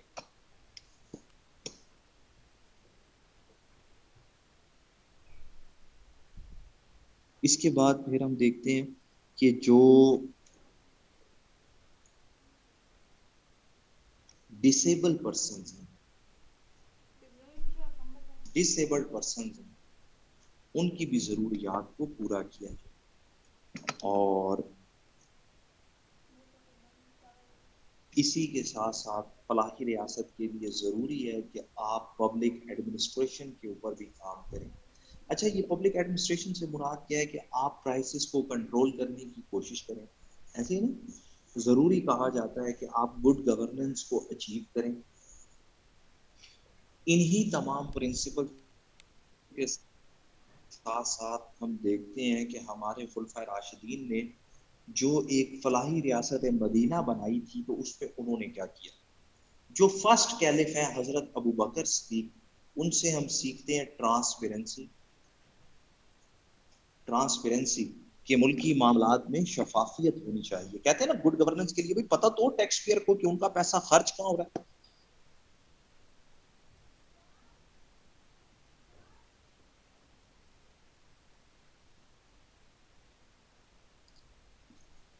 پھر سیکنڈ کیلف حضرت عمر فاروق کے دور سے ہمیں سیکھنے کو ملتا ہے کہ کس طرح سے جسٹس ہوگا اور کس طرح سے آپ نے ایڈمنسٹریشن کو لے کے چلنا ہے. Justice and administration. پھر تھرڈ کیلف حضرت عثمان غنی سے ہم سیکھتے ہیں کہ کس طرح سے ریاست کو ایک پبلک ویلفیئر کے کام کرنے، جیسے انہوں نے پانی کا بندوبست کیا، کھانے کا بندوبست کیا. اور حضرت علی سے ہم سیکھتے ہیں فورتھ کیلف سیکھتے ہیں کہ ملک میں عدل ہونا چاہیے، جسٹس ہونا چاہیے، اور جسٹس کے ساتھ ساتھ ایجوکیشن ہونی چاہیے. آپ کو پتا ہے نا حضرت علی کو باب العلم کہا جاتا ہے. تو فلاحی ریاست کی یہ بھی تو ذمہ داری ہے کہ وہ تعلیم پہ کام کرے. آج آپ دیکھیں حسین کہ ہم سی ایس ایس میں ایسے پڑھ رہے ہوتے ہیں کہ democracy and mass illiteracy can not move together. تو حضرت علی تو پہلے ہی کہتے ہیں کہ یار آپ تعلیم پہ کام کریں تاکہ آپ ریاست کو فلاحی ریاست بنا سکیں. آپ دیکھیں نا، ایک پڑھے لکھے بندے کا ووٹ ایک ان پڑھ کا ووٹ تو برابر کر دیتے ہیں، تو ملک میں بہتری کیسے آئے گی؟ جب ہم ان تمام اصولوں پر عمل کرتے ہیں تو ہم کہتے ہیں کہ اسلامی ریاست ایک فلاحی ریاست ہے.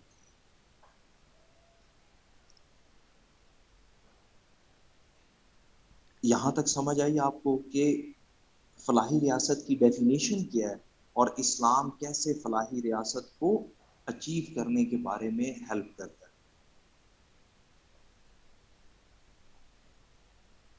اب ہم پڑھ لیتے ہیں کہ پبلک ایڈمنسٹریشن کیا ہے، گڈ گورننس کیا ہے، اور اس کے کیا اصول ہیں، تاکہ ہمارا سیونتھ چیپٹر بھی کور ہو جائے. شارک وہ ریلیٹ کرتا ہے اسی پولیٹیکل سسٹم کے ساتھ، ویلفیئر اسٹیٹ کے ساتھ. تو ہم ذرا ٹائم کو سیو کرتے ہیں. پھر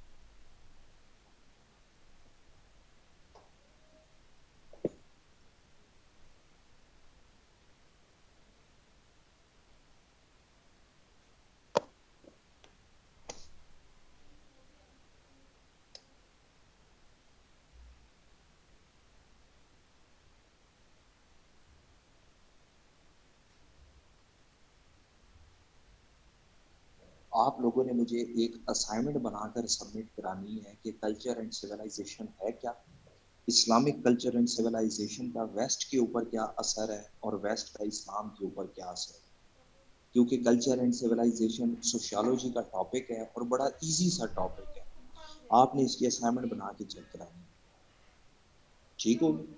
کلاس لے رہا What is ہوں culture? Class What is civilization? Impacts of Islamic culture and civilization on West and vice versa. اب آپ لوگ بریک کر لیں، نماز پڑھ اسائنمنٹ لیتے دے ہیں، دو اس کے کلاس بعد لے کے پھر میں آپ کو کرا دوں۔ آنے دے تھوڑے لو لو بھی نہیں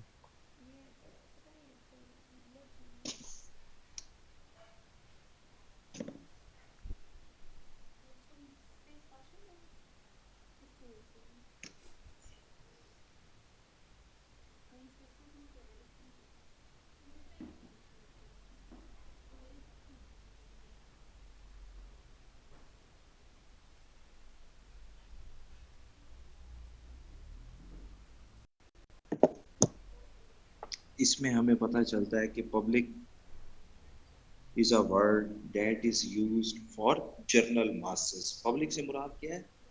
جنرل masses. اور ایڈمنسٹریشن ایک ورڈ ہے جس کا مطلب ہے ٹو سرو، ایڈمنسٹریشن، اور اس کا لفظی مطلب کیا ہے؟ To serve. تو پبلک ایڈمنسٹریشن کا مطلب ہے to serve the masses. To serve the masses is called public administration. اور یہی وجہ ہے کہ جو لوگ پبلک ایڈمنسٹریشن میں کام کر رہے ہوتے ہیں وہ کیا ہوتے ہیں؟ وہ سول سروینٹ ہوتے ہیں جی، عوامی انتظامیہ. ویسے پبلک ایڈمنسٹریشن کو اردو میں بھی پبلک ایڈمنسٹریشن لکھا ہوا ہے نیلم آپ کے سلیبس میں.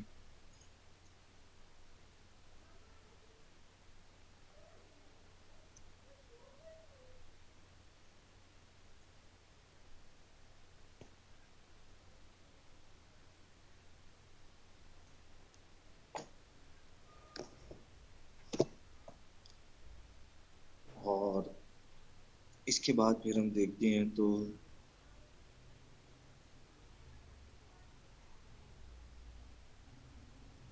public administration is the implementation of government policies. Public administration is the implementation of government policies. Government policies کے ذریعے جو امپلیمنٹیشن کی جاتی ہے اس کا نام پبلک ایڈمنسٹریشن. گورنمنٹ کی جو بھی پالیسی ہو اس کو امپلیمنٹ کرانا پبلک ایڈمنسٹریشن کہلاتا ہے. جی جی، گڈ گورننس کو ویسے لکھا ہوا ہے بہترین طرز حکمرانی.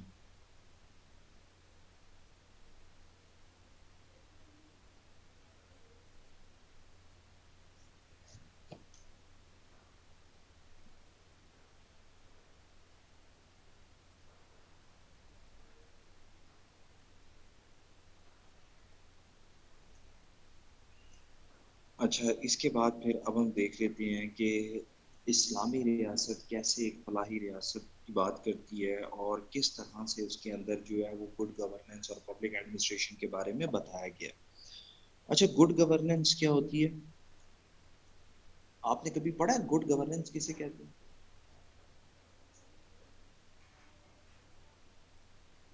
Good governance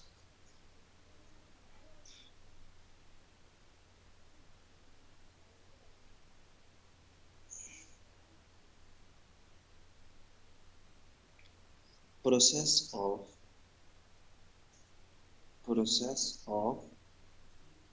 decision making process of decision making and implementation is called good governance.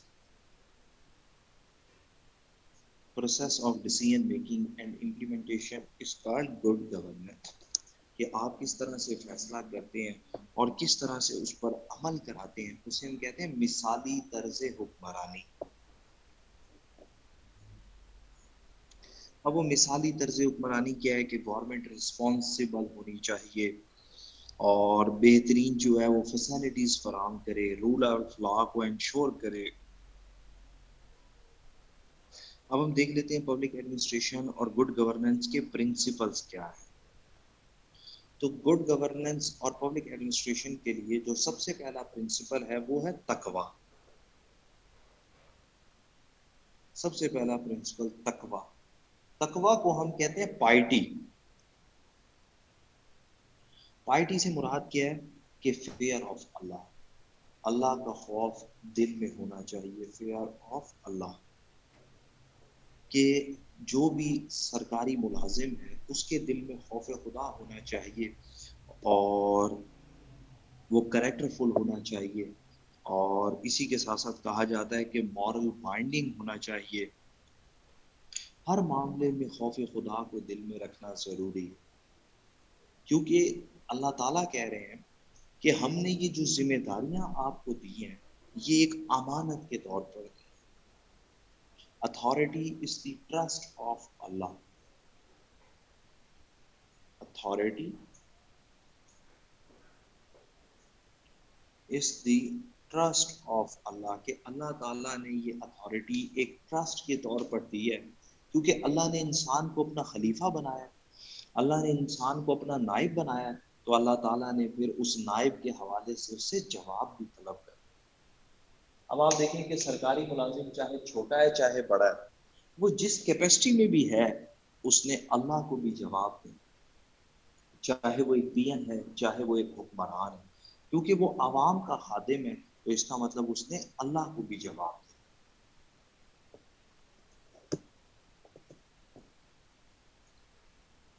اس کے بعد پھر تیسرے نمبر پر ہم دیکھتے ہیں، تو تھرڈ نمبر پر ہمیں پتہ چلتا ہے کہ کیلف، خلافت۔ خلافت پہلے، خلافت اکاؤنٹیبلٹی نیلم اس کے بعد آئے گا خلافت۔ خلیفہ کیا کرے گا؟ خلیفہ پبلک ایڈمنسٹریشن گڈ گورننس کے لیے رسپانسبل ہے، اور خلیفہ کا کام یہی ہے کہ وہ عوام کی خدمت کرے۔ اچھا دیکھیں، یہی فرق ہے خلافت اور بادشاہت میں، کہ نیلم بادشاہ کبھی بھی کسی کو جواب دہ نہیں ہوتے، اور خلیفہ عوام کا خادم ہوتا ہے۔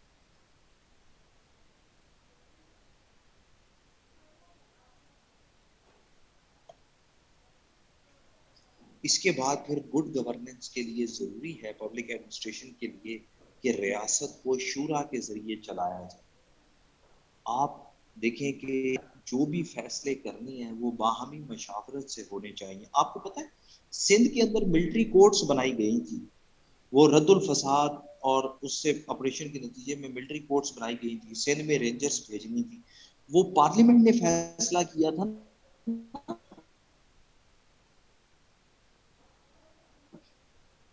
کہ ملٹری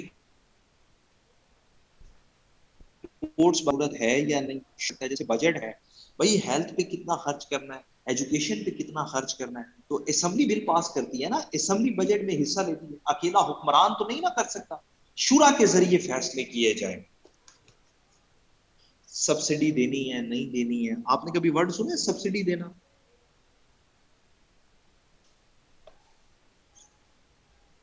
اس کے بعد پھر پانچویں نمبر پر جسٹس ہونا چاہیے۔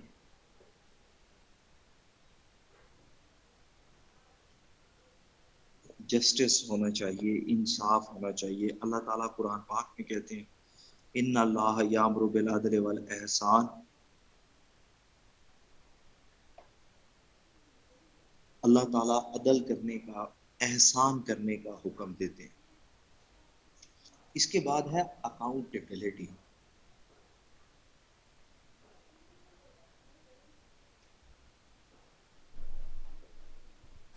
احتساب ہونا چاہیے۔ اور فاطمہ، اسلامی ریاست میں 4 لیولز پر اکاؤنٹیبلٹی ہے، سبا 4 ٹائرز آف اکاؤنٹیبلٹی، 4 ٹائرز ہیں، 4 لیول پر انسان جو ہے وہ جواب دہ ہوتا ہے۔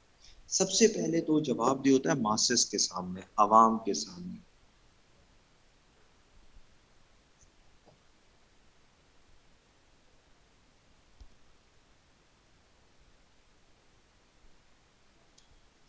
اور ماسس کے بعد پھر وہ جواب دے ہوتا ہے اپنی پارلیمنٹ کے سامنے، شورا کے سامنے، پوری حکومت شورا کے سامنے بھی جواب دیا، پہلے ماسس کے سامنے، پھر اس کے بعد شورا کے سامنے۔ آپ کو پتا ہے نا حضرت عمر کا بڑا مشہور واقعہ ہے کہ جب انہوں نے 2 چادروں سے اپنا لباس بنوایا تو لوگوں نے ان سے سوال کیا تھا کہ عمر سب کے حصے میں ایک ایک چادر آئی ہے، آپ کے پاس 2 چادریں کہاں سے آئیں؟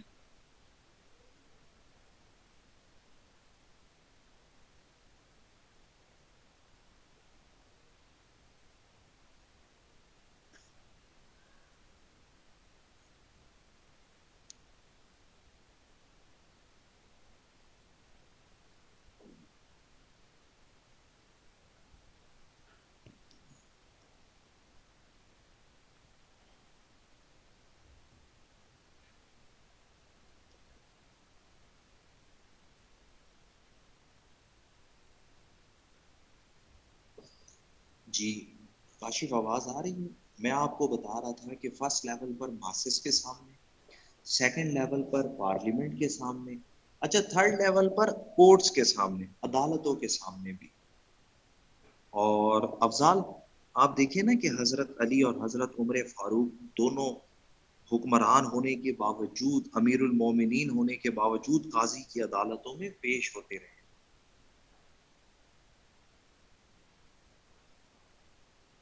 تو حضرت عمر نے جواب دیا تھا کہ 2 چادریں ان کے پاس کہاں سے آئی ہیں؟ بالکل حضرت عمر فاروق نے جواب دیا تھا۔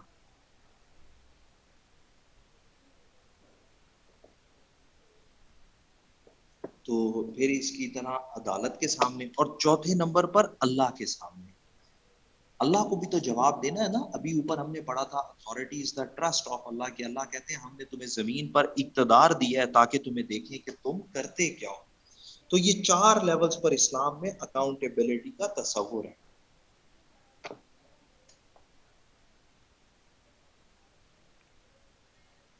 پھر ہولی پروفٹ کی ایک حدیث بھی ہے کہ تم میں سے ایک رائی ہے اور اس سے اس کی رعیت کے متعلق سوال کیا جائے گا۔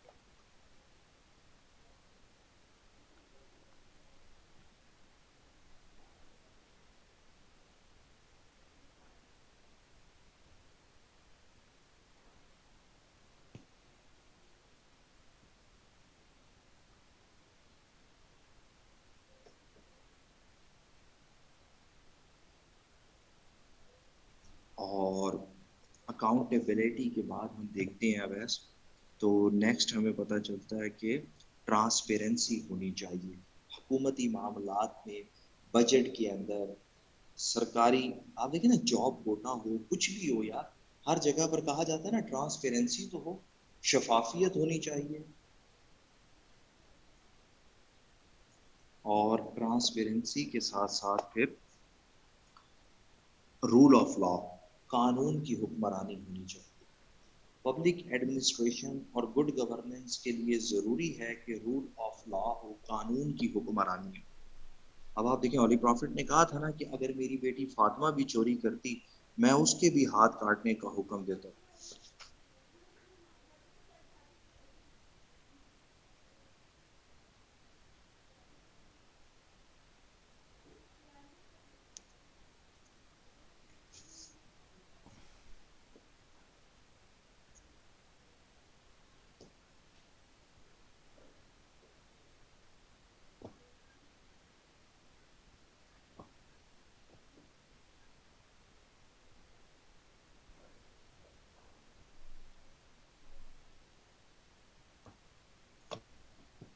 اور قانون کی حکمرانی کے بعد پھر پتہ چلتا ہے کہ امیر اور غریب دونوں کے لیے ایک جیسا قانون ہونا چاہیے۔ اچھا اس کے بعد پھر نیکسٹ ہے کوالٹی ایشورنس، ناپ تول پورا پورا ہونا چاہیے، کوالٹی ایشورنس،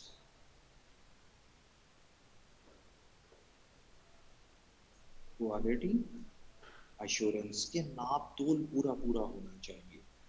اللہ تعالیٰ نے ایک ایسی قوم تباہ برباد کر دی جو ناپ تول میں کمی بیشی کیا کرتے تھے۔ اب آپ دیکھیں پبلک ایڈمنسٹریشن کے لیے یہ ضروری ہے نا کہ یار یہ پرائسز کو کنٹرول کریں، جس طرح آج ہم دیکھ رہے ہیں کہ رمضان بازار وغیرہ لگے ہوئے ہیں۔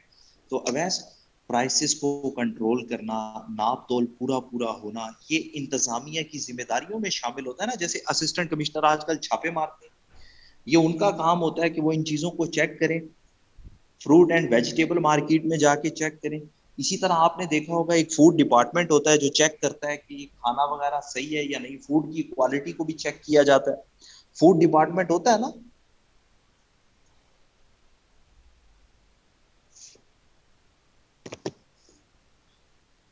اور عمر اس کے بعد پھر نیکسٹ لاسٹ میں ہم دیکھتے ہیں تو ریاست کا کام ہے کہ وہ پبلک ویلفیئر کے کام بھی کرے، وہ فلاح عامہ رفع عامہ کے کام بھی کرے. پبلک ویلفیئر سے مراد کیا ہے؟ جس طرح آج آپ دیکھ رہے ہیں پناہ گاہ بنا دینا، اسی طرح جو ہے وہ لنگر خانے بنا دینا. ظاہر یہ بھی ریاست کی ذمہ داریوں میں شامل ہے کہ وہ پبلک ویلفیئر کے کام کرے. تو یوں ہم کہتے ہیں کہ اسلام ایک مثالی طرز حکمرانی کی بات کرتا ہے جہاں پر ان تمام اصولوں کو پورا کیا جائے.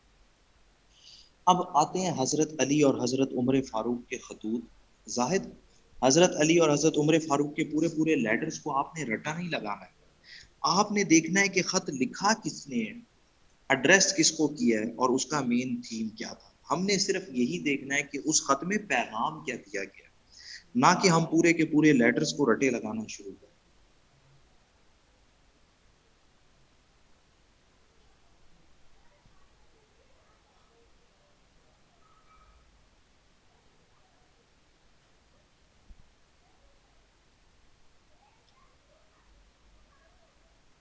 اب ہم آتے ہیں اجماع اور اجتہاد والے کوشچن کی طرف.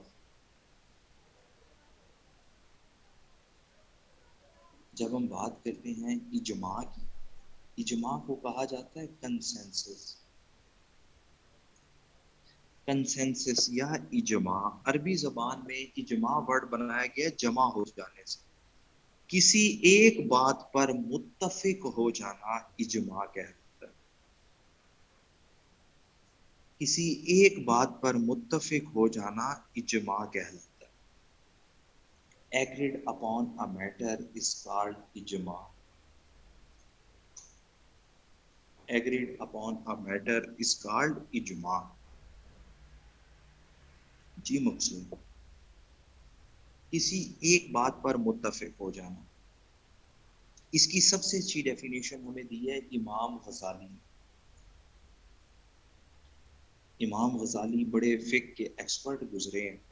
امام غزالی کہتے ہیں کہ اجماع سے مراد ہے کسی ایک بات پر متفق ہو جانا، لیکن اس کے لیے ضروری ہے کہ وہ agreement who, agreement of the community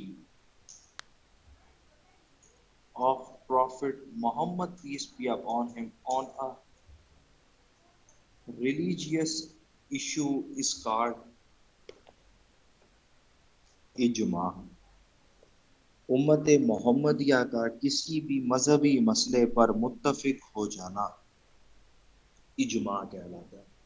اب آپ دیکھیں مقصود کے اجماع کے لیے ایسا نہیں ہو سکتا کہ آپ نان مسلمس کو بھی ساتھ ملائیں اور کہیں کہ ہم جو ہے وہ اجماع کا ہے. اجماع کے لیے ضروری ہے کہ مسلمان ہی ہوں اور کسی مذہبی مسئلے پر بات کریں. اب آپ دیکھیں اسلام ایک دین ہے تو دین تقریباً تمام چیزیں ہی کور کرتا ہے. اچھا اس کے بعد پھر نیلم ہم مزید دیکھتے ہیں تو پتہ چلتا ہے کہ اجماع is the third most important source of sharia. Third most important source of شریعہ.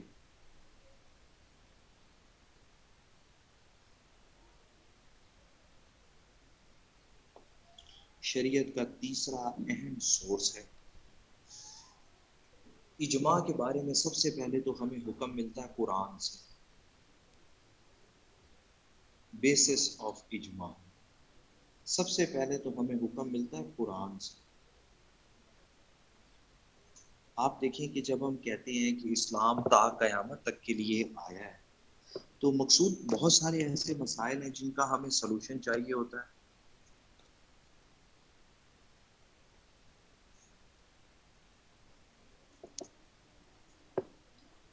اور جس طرح آج ہم کہہ سکتے ہیں پہلے زمانے میں لوگ اونٹوں پہ سفر کیا کرتے تھے، اب ہم دیکھتے ہیں کہ ٹریولنگ آسان ہے. پھر اب 24 گھنٹے کی کمرشل فلائٹس ہوتی ہیں، تو بھائی کیا افطار کس ٹائم کیا جا سکتا ہے. اسی طرح پہلے ریپ کیس کے لیے 4 گواہوں کی ضرورت ہوتی تھی، اب جو ہے وہ DNA کے ذریعے رزلٹ آ جاتا ہے. تو ماڈرن جو پرابلمز ہیں اس کے لیے ماڈرن سولوشنز کو دیکھنے کی ضرورت ہے. اسی لیے اسلام نے پھر اجماع کا حکم دیا.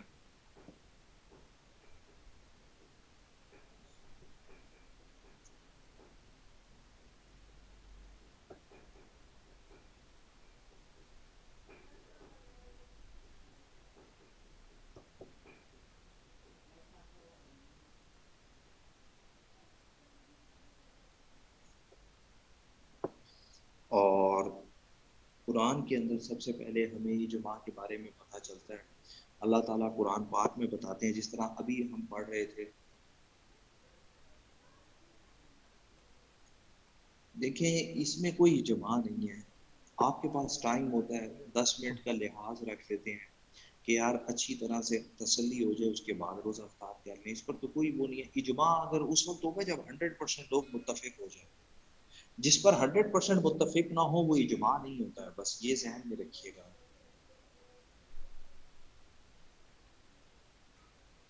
قرآن کے اندر اللہ تعالیٰ حکم دیتے ہیں کہ سورہ آل عمران ورس نمبر 159. اچھا اس کے اندر وہ تمام ورسز آ جائیں گی جو زاہد ہم اس میں پڑھ رہے تھے اپنا شورا کے اندر، کہ اللہ تعالیٰ کہتے ہیں کہ شاورہم فی الامر. اسی طرح جو ہے وہ ہم پڑھ رہے تھے سورہ شورا اور اس کی ورس نمبر 38 کے مسلمانوں کے آپس کے معاملات باہمی مشاورت سے طے پاتے ہیں.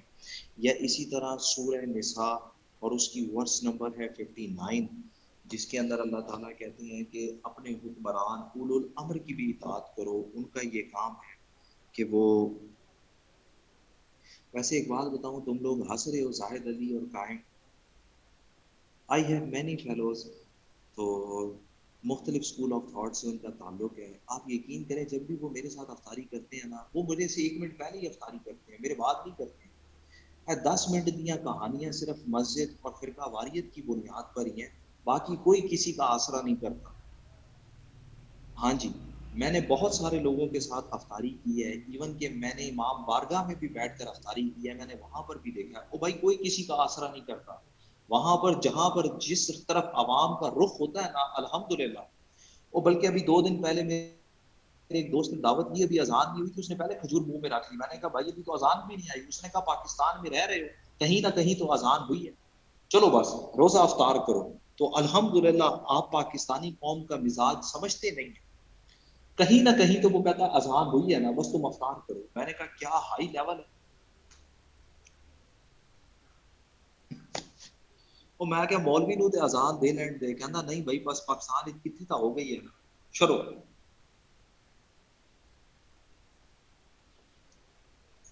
تو ایک دن میں اپنی مثال دے دیتا ہوں.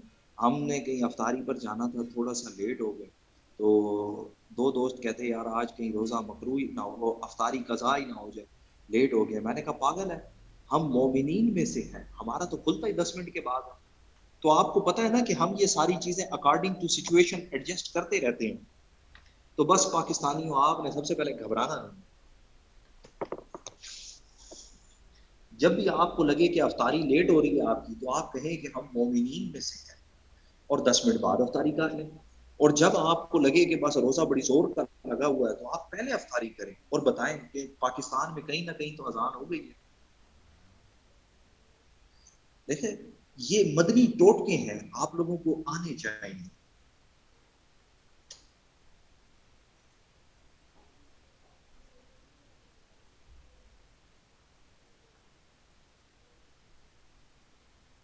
تو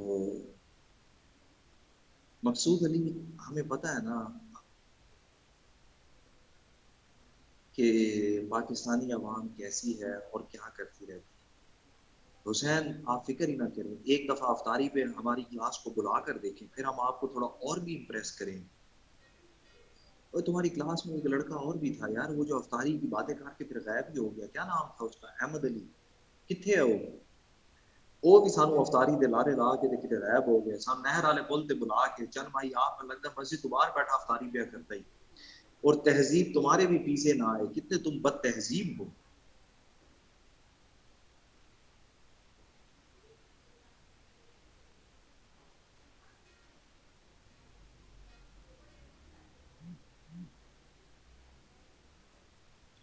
امیر حمزہ پورے پاکستان میں اس وقت کہیں پر بھی اذان نہیں ہوئی, انہیں اتنا بھی فری نہیں ہونا. اور ویسے بھی آپ کو پتا ہے کہ حمزہ نام آتے ہی قاری کی تو آنکھیں باہر آ جاتی. ادھر تو اذان کی بات نہ کیا کر, نہیں تو یقین مان معاملات ویسے ہی خراب ہو سکتے. تمہارے لیے تو انہوں نے اسپیشل مغرب کی اذان بھی سنا دی. آپ کو پتا ہے نا کہ حمزہ اور قاری کا رشتہ بڑا پرانا ہے. انہوں نے فوراً سے پہلے کہنا ہے کہ حمزہ تمہارے لیے اسپیشل مغرب کی اذان ہے, آؤ نظر. تو آؤ اجماع کر لیتے ہیں بس. اب تم لوگ شیطان ہو یار, میں اتنے مزے سے پڑھا رہا تھا خوش خوش, قسم سے تم لوگ گھما پھرا کر پھر مجھے کہیں لے جاتے. اتنے مزے سے میں پڑھا رہا تھا, ٹاپک بھی میرا کمپلیٹ ہو رہا تھا, صحیح سپیڈ سے جا رہے تھے.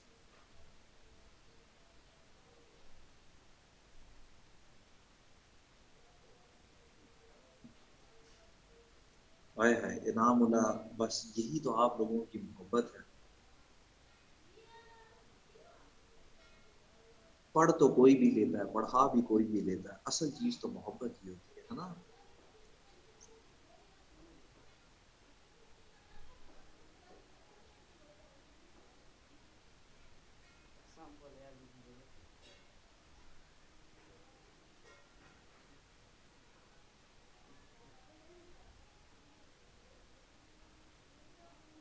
تو مقصود اب ہم دیکھ لیتے ہیں کہ قرآن میں اللہ تعالیٰ نے اجماع کرنے کا حکم دیا ہے. اسی طرح نبی کریم نے بھی جو ہے وہ ہمیں اجماع کرنے کا حکم دیا. اب ایس مکتی گل یہ ہے کہ بھائی اپنے اپنے گھر بہو تے اپنی اپنی افطاریاں. مکتی گل بس مینوں تیری کلاس دی یہی نظر آ رہی. وہ کہندے نے مختاریا گل ود گئی ہے, سکون نال گھر بہو تے اپنی اپنی افطاریاں.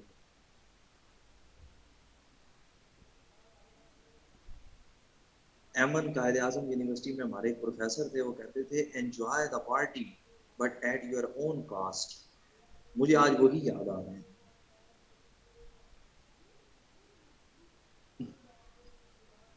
میٹھے پانی کے ساتھ فاطمہ, آج کل ہاسٹل والے آپ کو پتہ ہے میٹھا پانی دیتے ہیں بغیر میٹھے کے. میں نے آپ لوگوں کو بتایا تھا نا کہ میرا ایک دوست تھا اور اس نے مجھے اپنے ہاسٹل میں افطاری کی دعوت دی. میں نے کہا یار یہ پانی دال تو ہے, میٹھا نہیں ہے. کہتا یہ سارے ہاسٹل میں میٹھا پانی ہے بغیر میٹھے دے. روح افزا دے وچ روح ہی کوئی نہیں, صرف افزا ہی افزا ہے.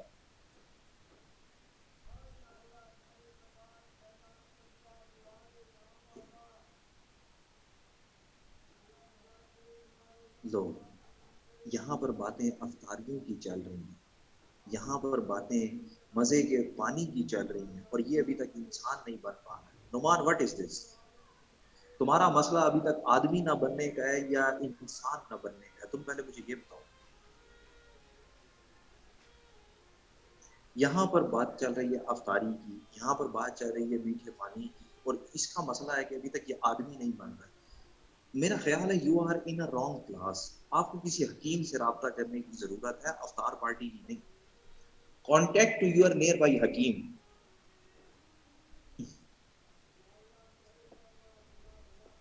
تو اس کے بعد پھر ہم دیکھتے ہیں کہ نبی کریم نے بھی ہمیں اجماع کرنے کا حکم دیا ہے. اللہ تعالیٰ آپ کو صحت دے. اور اب تمہارا ایکسیڈنٹ ہو گیا ہے تو تم سکون سے بیٹھو اور چل کرو.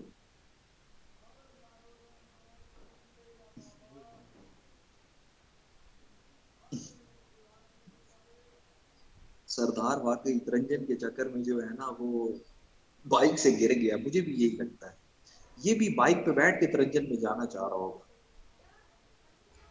قسم سے یار گلگت جانا ہے یار, عید کے بعد چلتے ہیں. چلیں عید کے بعد. آپ کو پتا ہے کہ گلگت از مائی فرسٹ لو.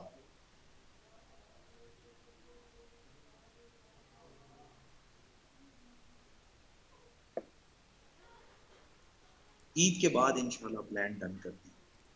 آپ لوگ مجھے واٹس ایپ پہ میسج کرنا نا, ہم پلان کر لیں گے.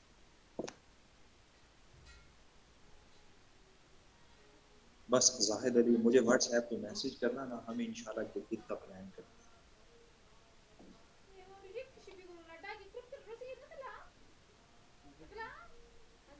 جی تہذیب تم بھی.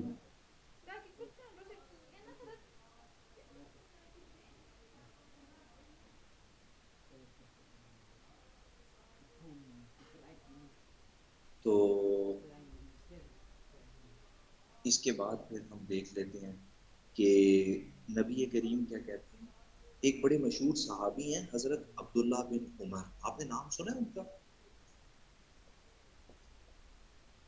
حضرت عبداللہ بن عمر. حضرت عبداللہ بن اسماعیل عمر موبائل آج مٹ روایت کرتے ہیں, کہتے ہیں کہ ہولی پروفٹ نے کہا کہ تھینک یو. بس جی ڈن کرو.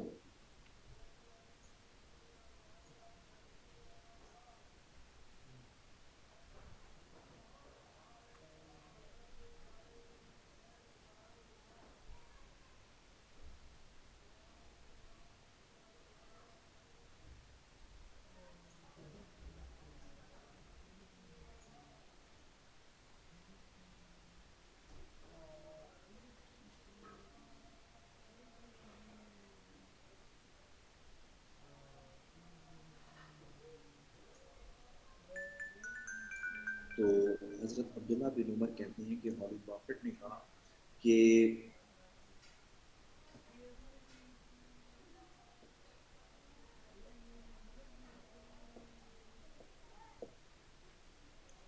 اگر آپ کو قرآن اور سننا میں کوئی حل نہ ملے تو آپس میں اجماع کر لیں. آواز نہیں آ رہی؟ ابھی دیکھیں آ رہی ہے آواز. ہولی پروفٹ نے کہا کہ حضرت عبداللہ بن عمر کہتے ہیں کہ اگر آپ کو قرآن اور سننا میں کوئی حکم نہ ملے تو آپ جو ہے وہ پھر آپس میں اجماع کر لیں, کیونکہ اللہ کبھی بھی میری امت کو غلط بات پر متفق نہیں کرے گا. ہولی پروفٹ کہتے ہیں my following will never agree upon what is wrong. Owais holy prophet کیا کہتے ہیں, my following will never agree upon what is wrong, میری امت کبھی بھی غلط بات پر متفق نہیں ہوگی.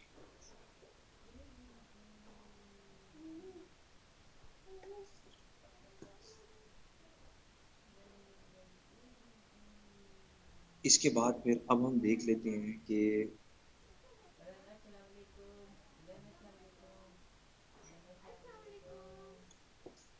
examples of ijma during first caliph of Islam. Ijma during first caliph of Islam. اور ویسے اجماع کی ایگزامپلس تو ملتی ہولی پروفٹ کے دور میں بھی ہیں, لیکن ہم جو ہے وہ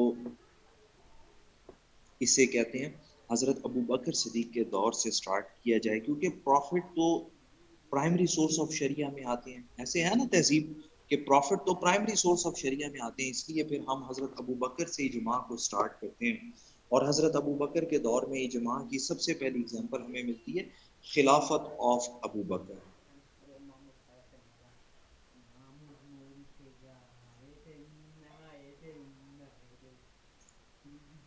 خلافت آف حضرت ابو بکر.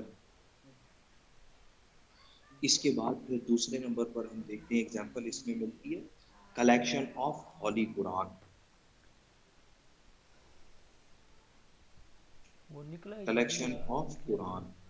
آپ لوگوں نے نام سنا بیٹل آف یمامہ؟ کب کا جھوٹی نبوت کے دعوے دار کے خلاف ہاں ایک بھائی بڑی مشہور جو ہے وہ لڑائی کی گئی تھی.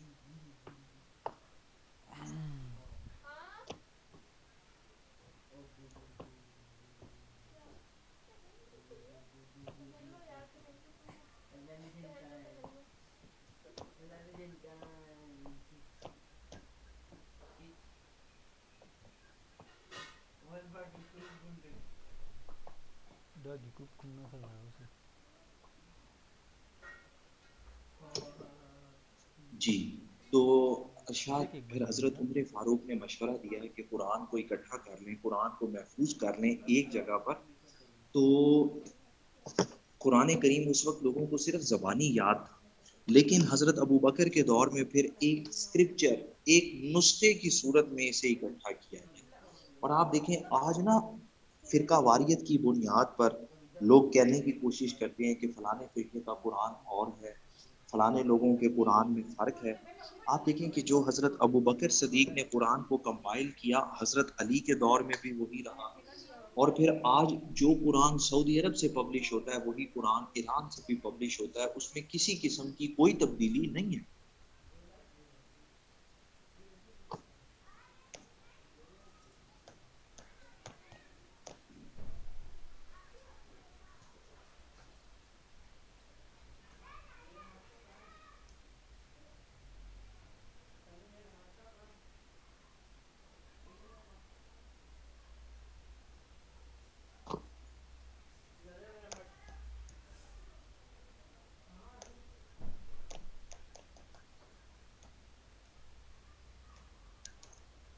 اور دیکھیں نیلم، قرآن نازل ہوا تھا نا، لیکن ایک نسخے کی صورت میں، اسکرپچر کی صورت میں اکٹھا نہیں تھا. حضرت ابو بکر صدیق نے اس کو اکٹھا کروایا، اور پھر اسی قرآن کو آگے لے کر حضرت عثمان غنی کے دور میں اتھینٹک کاپیز بنائی گئی.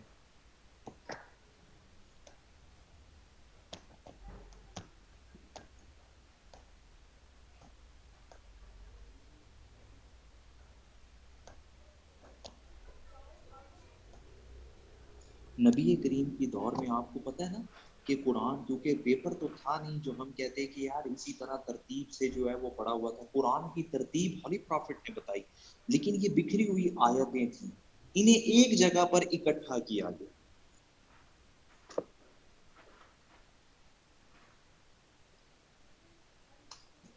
اور اس کے بعد پھر ہم دیکھتے ہیں، جیسے میں آپ کو مزید مثال دیتا ہوں کہ قرآن تو پہلے کا نازل ہوا ہے، لیکن اس پر زیر زبر پیش اور ڈاٹس بعد میں لگائے گئے ہیں نا. اسی طرح زاہد علی، مزید ہم دیکھتے ہیں تو پتہ چلتا ہے کہ قرآن پاک پر زیر زبر پیش لگائے گئے، اور قرآن پاک پر جو زیر زبر پیش لگائے گئے اس پر اجماع ہو گیا. اچھا پھر آپ دیکھیں کہ کاغذ جب مسلمانوں نے چینیوں سے بنانا سیکھا تو اس پر بھی اجماع کیا گیا نا کہ ہولی پروفٹ نے تو قرآن لکھوایا تھا بونز پر، ڈرائی لیوز پر، مسلمانوں نے قرآن لکھنا شروع کر دیا کاغذ کے اوپر.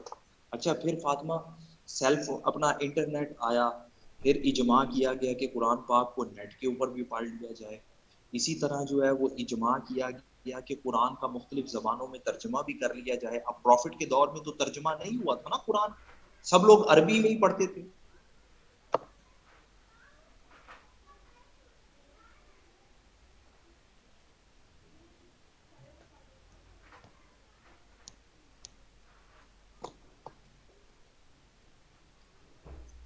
اور اس کے بعد پھر ہم دیکھتے ہیں تو تیسری اگزامپل اس میں ہمیں ملتی ہے شارک، کہ ان لوگوں کے خلاف بھی جہاد کیا گیا جو زکوٰۃ دینے سے انکار کر رہے. جہاد اگینسٹ دا ریفیوزل آف زکوٰۃ، ان لوگوں کے خلاف بھی جہاد کیا گیا جو زکوٰۃ دینے سے انکار کر رہے تھے. اب آپ دیکھیے نا کہ پورے کے پورے قبائل منحرف ہو گئے کہ ہم پیسے نہیں دیں گے زکوٰۃ کے. تو اگر زکوٰۃ کے پیسے نہیں دیں گے تو ریاست پھر کس طرح سے کام چلائے گی؟ آج ہم کہتے ہیں نا ریاست زبردستی ٹیکس وصول کرتی ہے. میں کہتا ہوں اکاؤنٹیبلٹی ہے مقصود اس کے لیے. دیکھیں نا آپ آج کے دور میں جہاد وہ بھی نہیں کر سکتے جو حضرت ابو بکر صدیق نے کیا تھا، کیونکہ اس زمانے میں قبائلی نظام تھا، لوگ آزاد تھے. آج آپ ریاست میں رہ رہے ہیں، ریاست نے آپ کو آئیڈینٹی کارڈ دیا ہوا ہے، اور آپ سے ریاست زبردستی ٹیکس لے رہی ہے نا. آپ اگر تنخواہ دار ملازم ہیں، آپ کی تنخواہ سے کٹ جاتا ہے ٹیکس. آپ سوپ خریدنے جاتے ہیں، آپ دیتے ہیں نا ٹیکس. آپ آٹے کے اوپر دیتے ہیں ٹیکس، چینی کے اوپر دیتے ہیں، آپ کپڑوں کے اوپر ٹیکس دیتے ہیں، آپ کھانے کے اوپر ٹیکس دیتے ہیں. ریاست لے رہی ہے زبردستی ٹیکس، طریقہ بدل گیا ہے نا.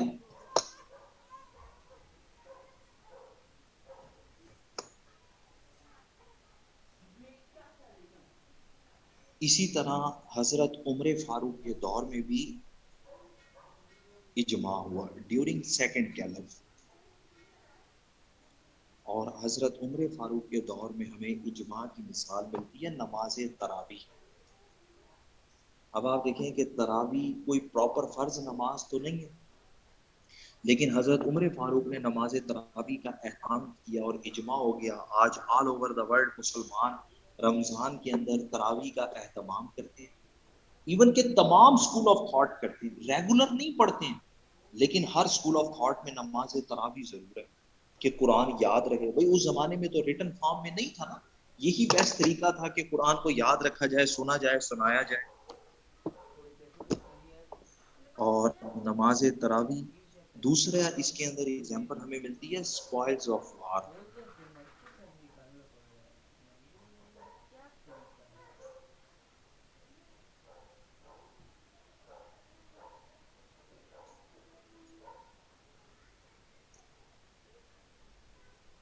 اسپوائلز آف وار، مال غنیمت.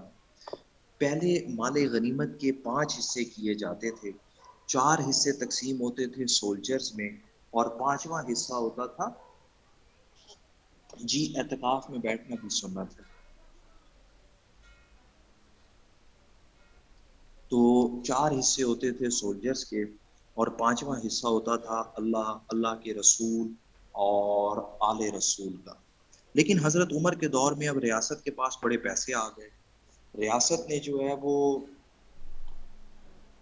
ریاست نے جو ہے وہ تمام لوگوں کے ماہانہ وظیفے مقرر کر دیے. اور جب ماہانہ وظیفے مقرر کیے تو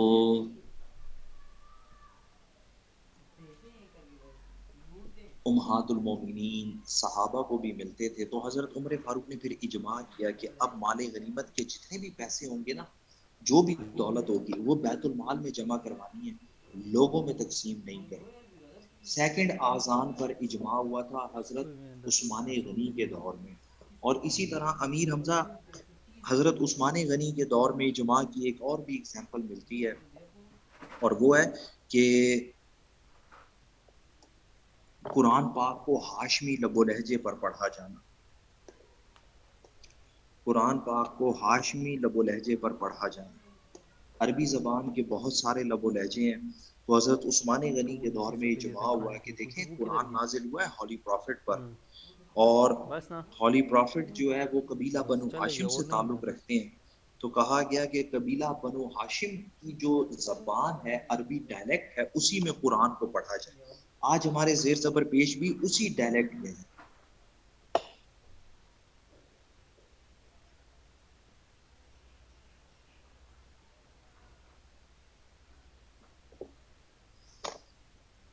اب ہم پڑھ لیتے ہیں کنڈیشنز آف مجتہد، کہ یہ جو شخص بھی اجماع کر رہے ہیں، جو اپنی رائے کا اظہار کر رہے ہیں، ان کی کیا شرائط.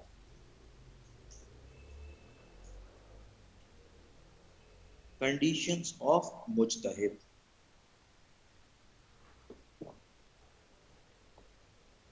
مجتہد کی کیا شرائط ہیں. تو مجتہد کے لیے ضروری ہے کہ لازمی طور پر مسلمان ہو، دوسرے نمبر پر امپارشل ہو، اچھا تیسرے number per scholar of Quran and سنہ،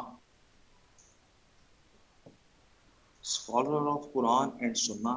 چوتھے نمبر پر اجتہاد کرنے کی صلاحیت رکھتا ہو، اجتہاد کہتے ہیں انڈیپینڈنٹ ریزننگ کو. اور پھر اس کے بعد اس کے پاس ماڈرن نالج بھی ہونا چاہیے. ٹھیک ہو گیا.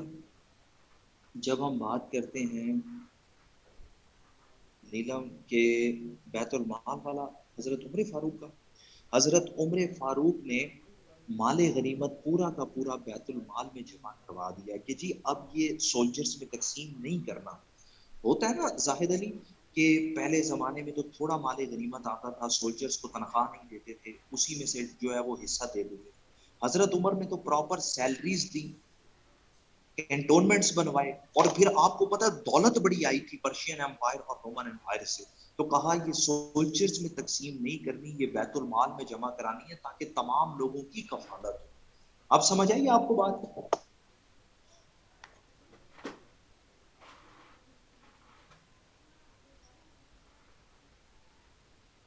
बस यार, आज के लिए इतना काफी है, कि इंशाल्लाह फिर नेक्स्ट क्लास में करते हैं।